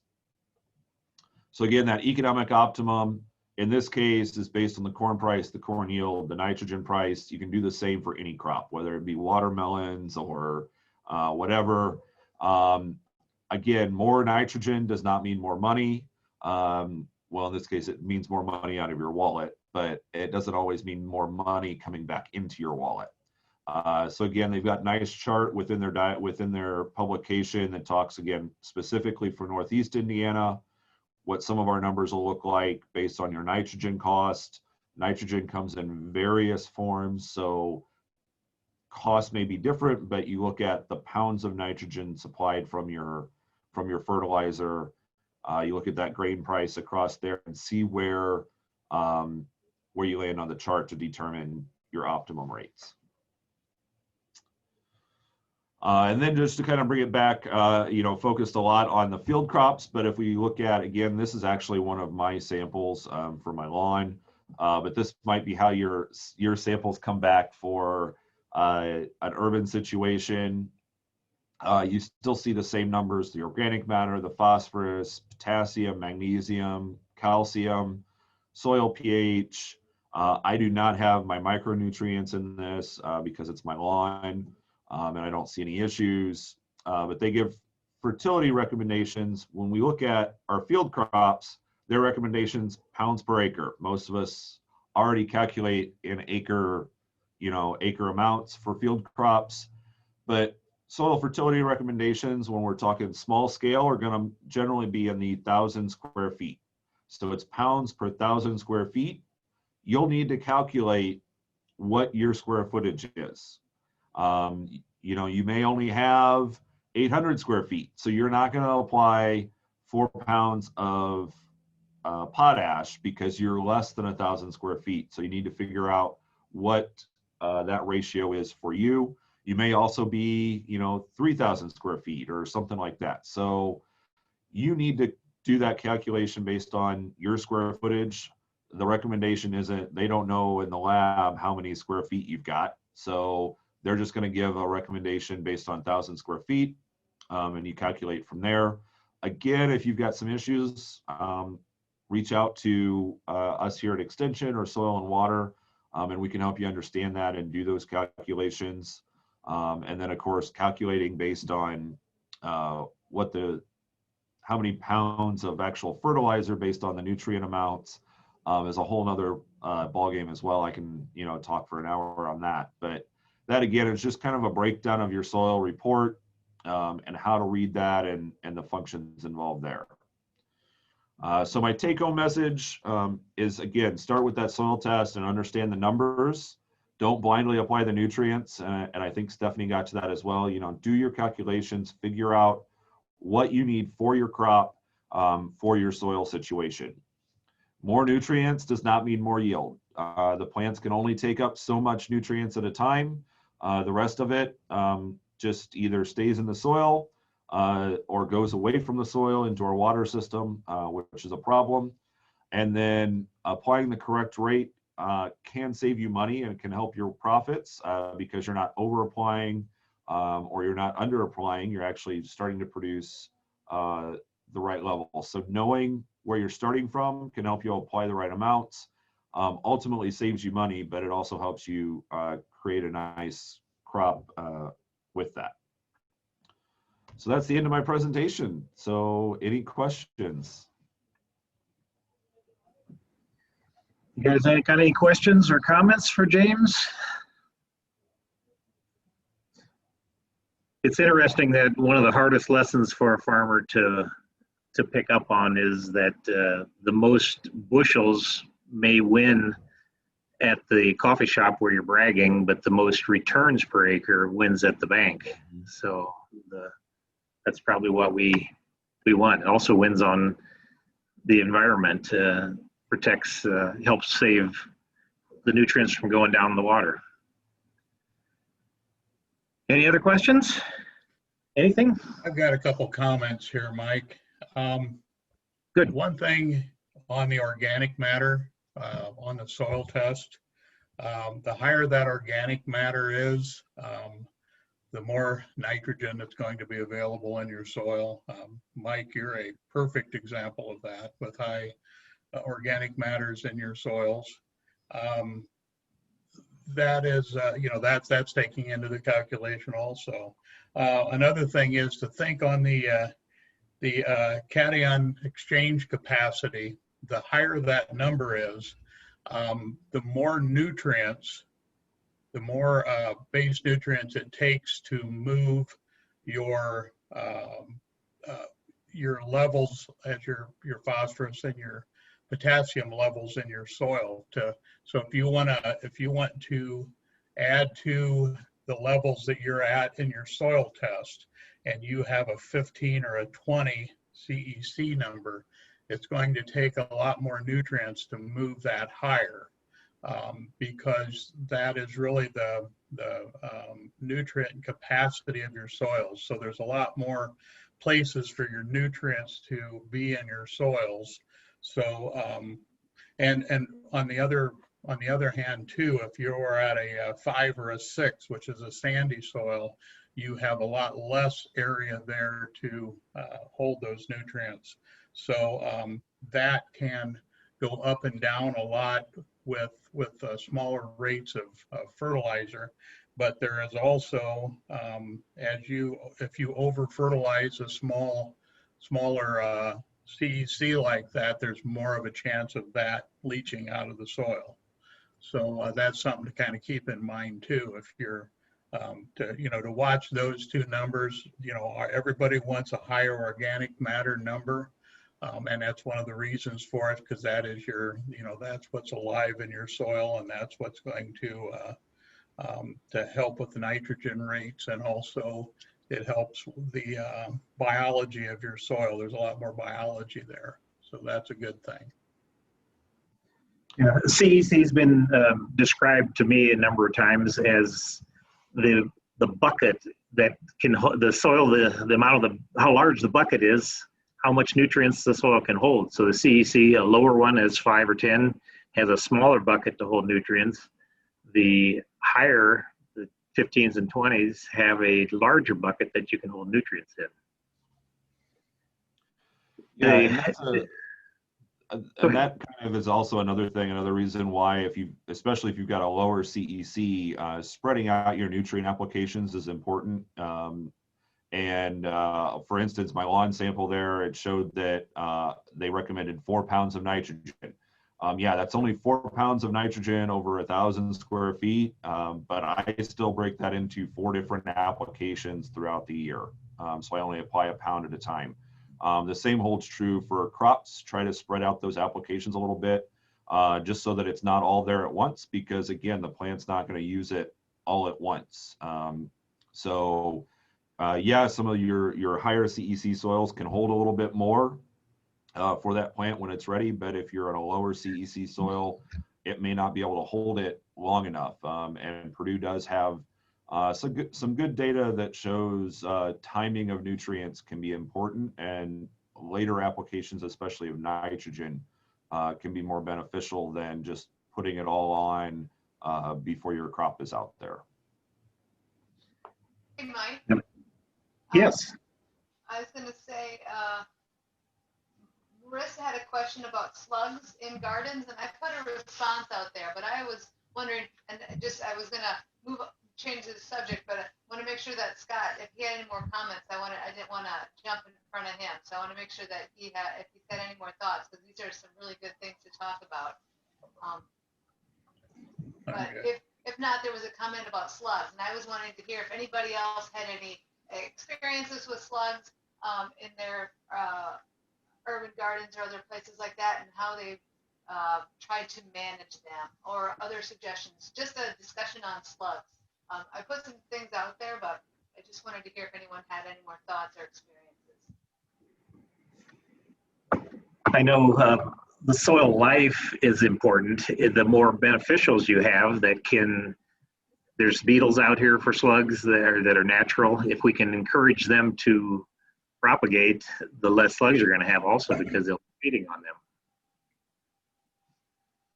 So the link that I put in the comment section, again, this is not, this isn't an extension website or anything like that. So just remember, when I put those in there, take them with a grain of salt as they go through these suggestions. But I really liked how the person talked about a slug typically our slugs are decomposers. So they kind of like somewhat decomposing things. And if there's not a lot of things to decompose, they'll go and kind of work on our garden plants. But one of the things that they said on that website just supports exactly what Mike said, is that one of the biggest consumers of slugs are firefly larvae. And if you know what a firefly larva looks like, it almost kind of looks like a small ancient dragon. Their whole bodies are just spiked in the most interesting way. And they thrive in our soil ecosystems, and they eat slugs. So the biggest thing is trying to promote and increase the number of our beneficial insects in our soil system. And so that's really thinking critically about pesticide applications that can impact those beneficial insects. So good point, Mike. I wanted to hit on that for sure. The beneficials also are higher populations if they have a cover. They're not out in the sun. They're not out in the rain. So with something on top of the soil, it helps them. Another thing on organic matter, it's interesting that our woodland soils, our area here was trees, woodland. The organic matter in a woodland soil is 1.7 to 1.9% organic matter. So that's kind of where everybody's resting at. with soil health, I have majority of my soils now are in the mean, the average of them is the high 3%. I have some 4s and I have quite a few 5% organic matters on the soil. So we can build that with the proper techniques.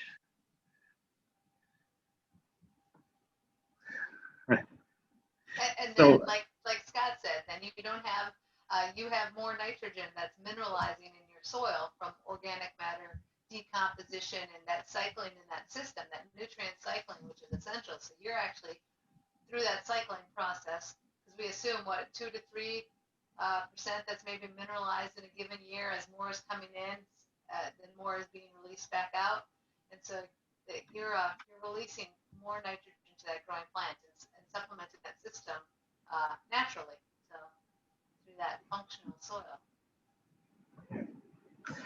So Scott, I was wondering if you could speak a little bit on the program that exists here at the SWCD that you're working on. Can you fill us in on that?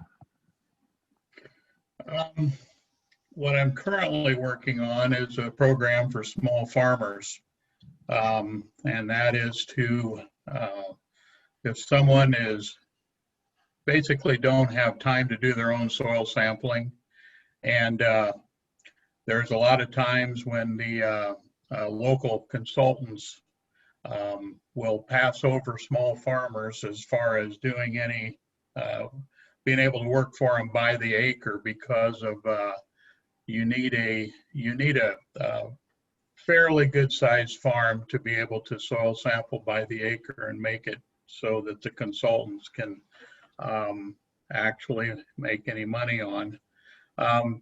So what the program was based on was to reach out to small farmers and to offer soil sampling to them, and to kind of to get them, number one, to start doing it, and number two, to come back in and to show them the advantages to it, and to sit down with them, and the education side of it is to let them know what's going on in Lake Erie.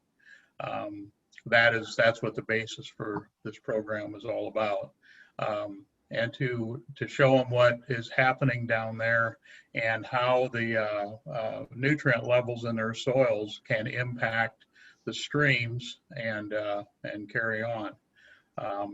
What I found, and one of the, some of the, most of the farmers I guess I've been working with are Amish.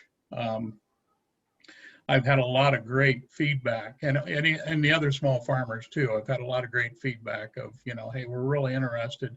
Nobody's interested in polluting. Nobody's interested in over fertilizing, spending too much money.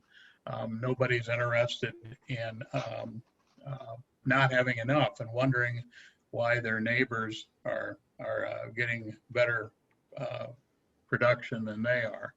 So that's what I've been working on here. We've had quite a few people that I've worked with over this last year. Now we're coming into the urban and small farm program here, and so that's going to we're going to be able to work with more gardens and things like that. So that we're pretty excited about that. All right. One thing that James kind of hit on it, and another topic is the Tri-State Fertilizer Recommendations. Just last week, I ordered a copy of the new recommendations. They're out. And sorry, James, but Purdue doesn't have them on their website. I had to go to the Ohio State University to purchase the publications. Can anybody speak on that? I see Jamie Boldemeyer's on here, or anybody else. Can you give us an update on what that's recommending, what it's looking like?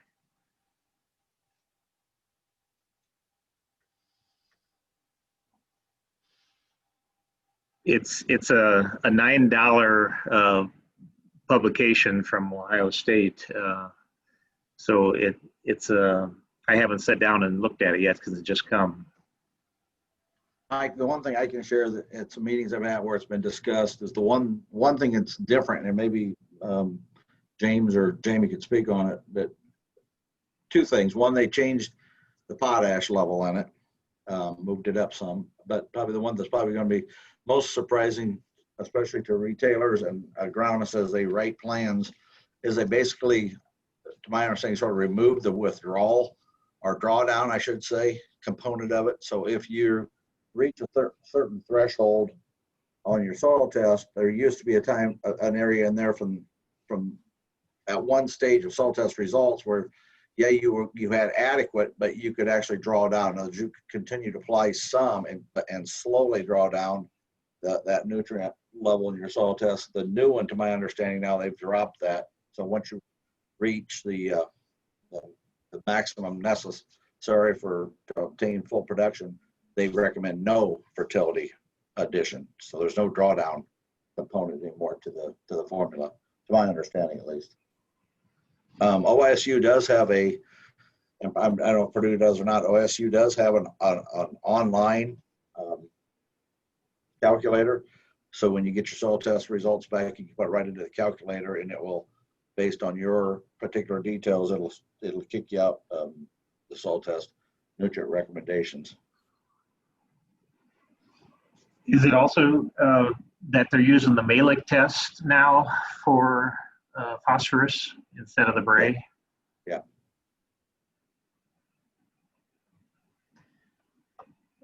Okay, we still have about a half hour.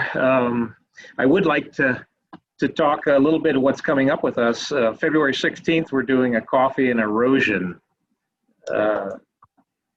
webinar. Sarah Day is going to speak, and a person from ARS. So that one should be interesting. And then on March 16th, coffee and nutrient management. So that's with Ben Wicker and a few others that we can get in on. So we still have some time. Any other comments, questions, discussion? What do you guys want to hear about? Mike, you may also share with them that unless plans change, if they're interested, we are doing a Going Green with Ag event March 17th, which is going to be held out at the Orchid. Current plans are to hold at the Orchid Conference Center out by New Haven, east of New Haven. So if anyone's interested, we can get them a flyer on that. They just need to let the office know. So that'll come through. You have the telephone number up on the screen now from the Allen County Soil and Water Conservation District. So anybody interested in that? Current plans are still to attempt to hold it in person. So in person. How about the farm show? Any update on the Fort Wayne Farm Show, Greg? Not heard anything other than maybe James has heard something different, but I think it's still being scheduled for the middle of March. Yeah, the Obviously, current there's some plan other is still things. March 9th, 9th, 10th, and 11th, I believe.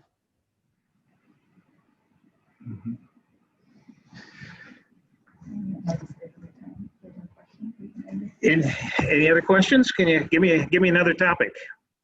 We got a lot of guys out here. What do you want to hear?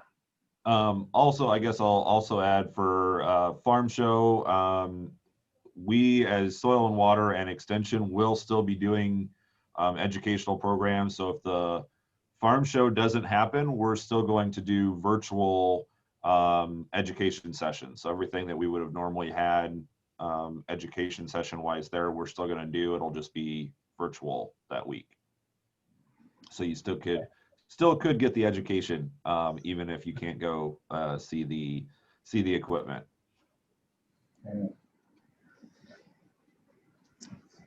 I know another subject is the COVID vaccine. I just received my second shot yesterday. I run the medical runs with our fire department. So we were first on frontline workers. So if anybody has the chance of getting that, I would recommend that. The second shot could be a little bit more of a reaction for you because it's building, but that's a good thing. So, Stephanie, got anything else you want to add? I think we still have a little time.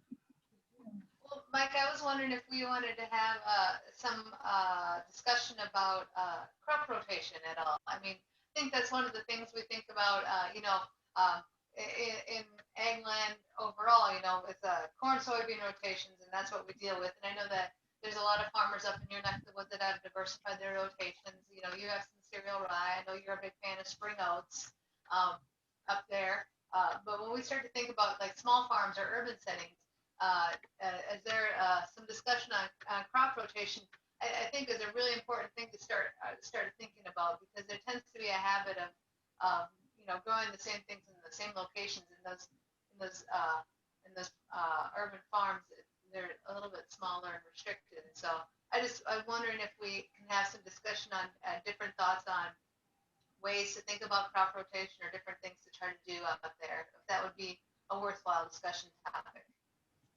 And Mike, maybe you want to just talk about some of what you're doing, again, from a larger field perspective, and then see if we can get some more discussion. Well, yeah, I think rotation is very important. With our monocultures, we're moving away from that in commercial farming and also with gardening. Anytime we can add another crop in between, it's beneficial. In your garden, if you're tearing out the early lettuce and you're gonna wait, you got a couple weeks to start another crop, put some oats or radish in there. They're quick rooting. You can get the benefit immediately with them. Even if it isn't growing big, getting large, they still benefit. In the soil, in our fields, if we're moving to a wheat or an oats crop, and possibly cereal rye now as we're moving a little longer, to get the warm season grasses and warm season broadleaves planted in July is very beneficial. It's the buckwheat, the sunflower, sun hemp, sorghum sudan that likes the warm season. They're all crops that we do not have growing anymore. So the beneficial organisms that are in that root, in the root zone, in the rhizosphere, is so beneficial.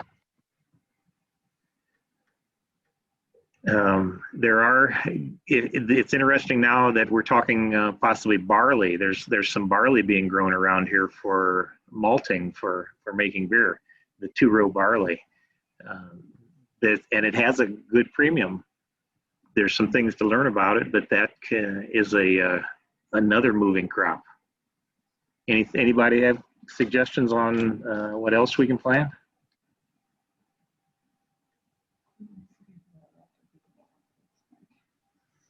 Someone recently shared with me, Mike, I wanted to bring this up to the group. Someone recently shared with me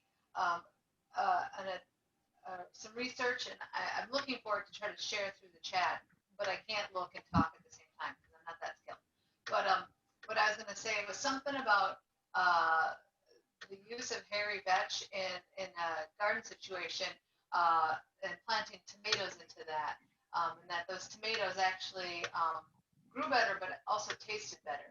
So there was some recent studies that were done on that, and I was going to try to share that with everyone because, again, thinking about that cover crop or that role of that rotation out there, our hairy vetch again is a nitrogen fixer, and then our tomato crop is up. Tomato crop is almost like the corn of vegetable settings if you're not actually growing corn.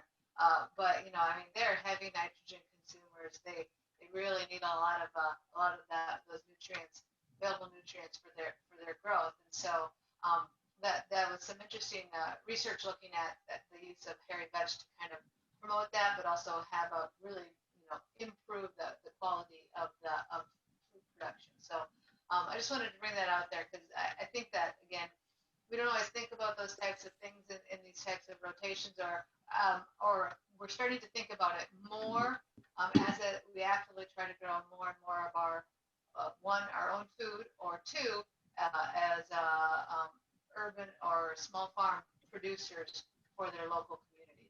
And I think that's really important. I have one comment, Mike. Okay.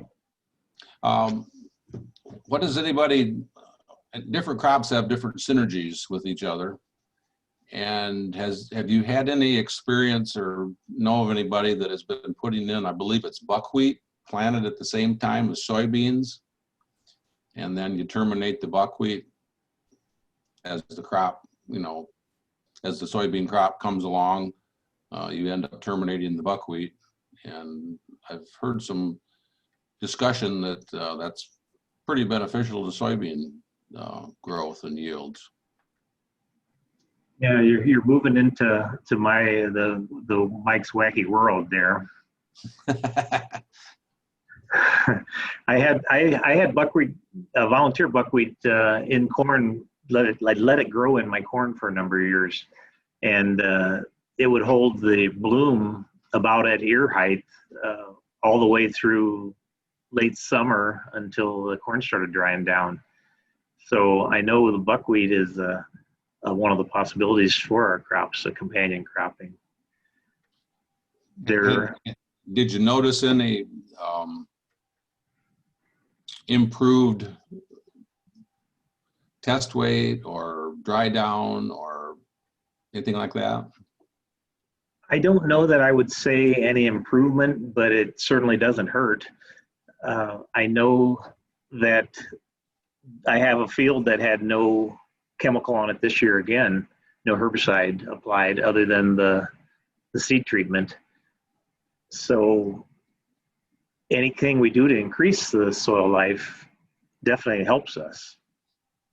Yeah, that's huge, especially if we can decrease our herbicide. That's another topic that'll be coming down the pike as years to come, as far as Lake Erie and all that kind of thing, water. So buckwheat as a cover crop plant is a well-known phosphorus scavenger. Like it's not a mycorrhizal plant, so it doesn't create those mycorrhizal associations for the AMF fungi to go get phosphorus. But the buckwheat plant roots, the roots itself of buckwheat are so small that they can grow into really small areas and do a good job of extracting phosphorus from the soil. So I'm guessing that's why they, what you've been reading maybe is one of the things that they do to benefit soybeans, because our soybeans really need a lot of phosphorus in their for their growth and development. So they probably just do a really good job of making that plant available in those systems. And so it would be interesting to read or learn a little bit more, hear of somebody's experience with soybeans and buckwheat. But I'm guessing that's part of what and why they're trying that out. Yeah. If you had seeded at the same time that you would drill soybeans, any idea how much per acre a person would maybe strive for? You mean for a seeding rate? Right. I mean, if like 4 pounds of the acre, or if you put it right in with the soybean seed when you were seeding. It's a pretty large seed. It's actually not that much difference in size from a soybean. I mean, it's a little bit smaller. I would probably start with, probably not more than 4 pounds, but I'm not exactly sure about that. I mean, I think about when we put it in mixes, you maybe get, a pound or two, but that's in a mix. It'd be worth maybe trying a couple different rates to see what it would do. It's I guess if you get into Mike's wacky world, it's testing and trying and see what works. How much do you think, Mike, would you put? More than a couple pounds? I mean, 4 pounds I think would probably be enough. Yeah, I would think so. Yeah, especially to play with, to practice on. How are you going to terminate that before harvest so you don't get a weed or a foreign material in your soil? What are you thinking on? From what I've been listening to of other individuals, they're actually trying to, terminate it fairly early, because if I understand right, buckwheat will put, go to seed within 30 days or something like that. Really early. They were talking possibly terminating when the soybeans, third, fourth trifoliate. Although it will go to seed really early, but I'm sure Mike can speak to the experience of once you have it as a crop established under a canopy, it might take a lot longer for it to go to seed because it'll maintain like almost like a flower. It will stay in its flowering stage a lot longer and provide that additional benefit. But again, that's under canopy. When it's standing alone by itself, Yeah, that's probably one of the fastest growing, you know, emergence to seed set cover crops that we work with. It just happens really quick. And that's what makes it great for quick establishment, quick cover, and all of those other benefits that we have.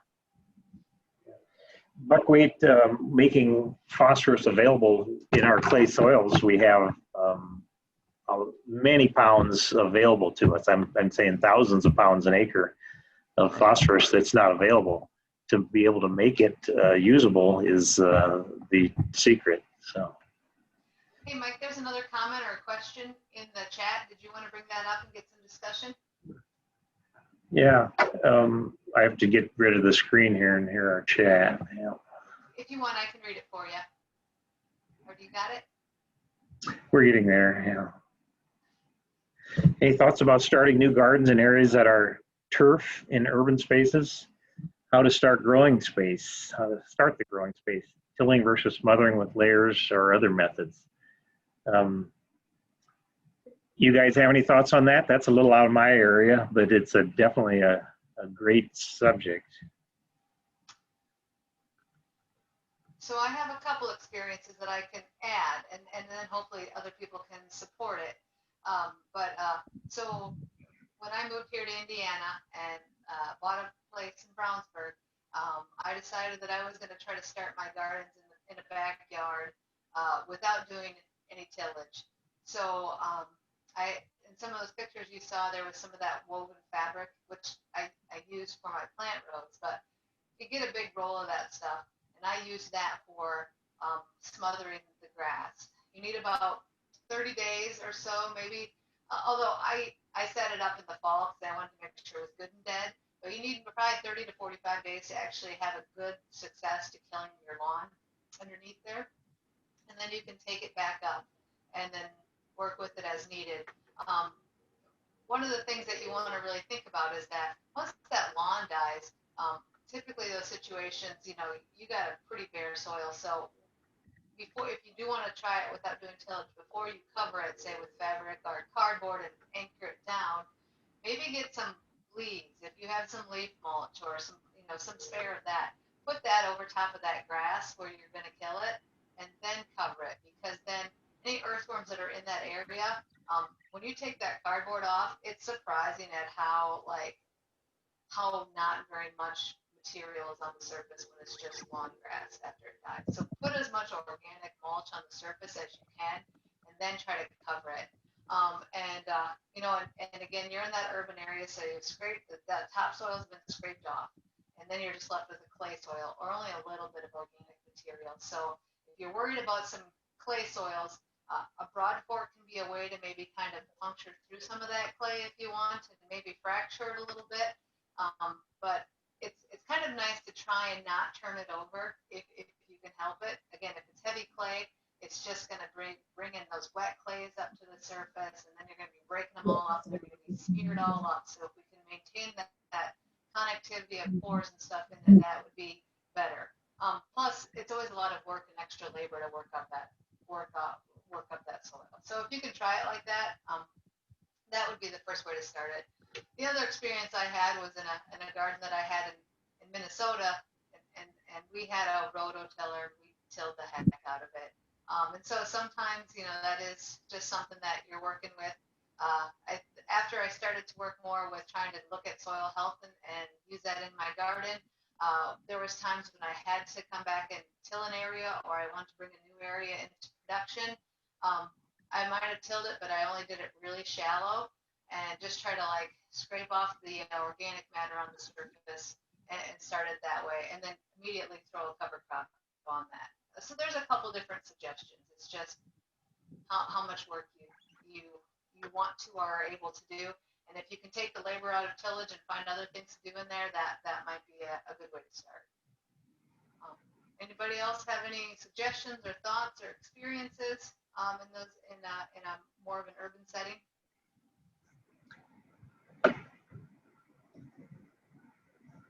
Well, I'd like to thank everybody for attending. This recording and minutes will be at our website, the Allen County Soil Water Conservation District. All upcoming event information is on our website at allenswcd.org. And you can also follow us on Instagram and Twitter. That's the first time I ever said that.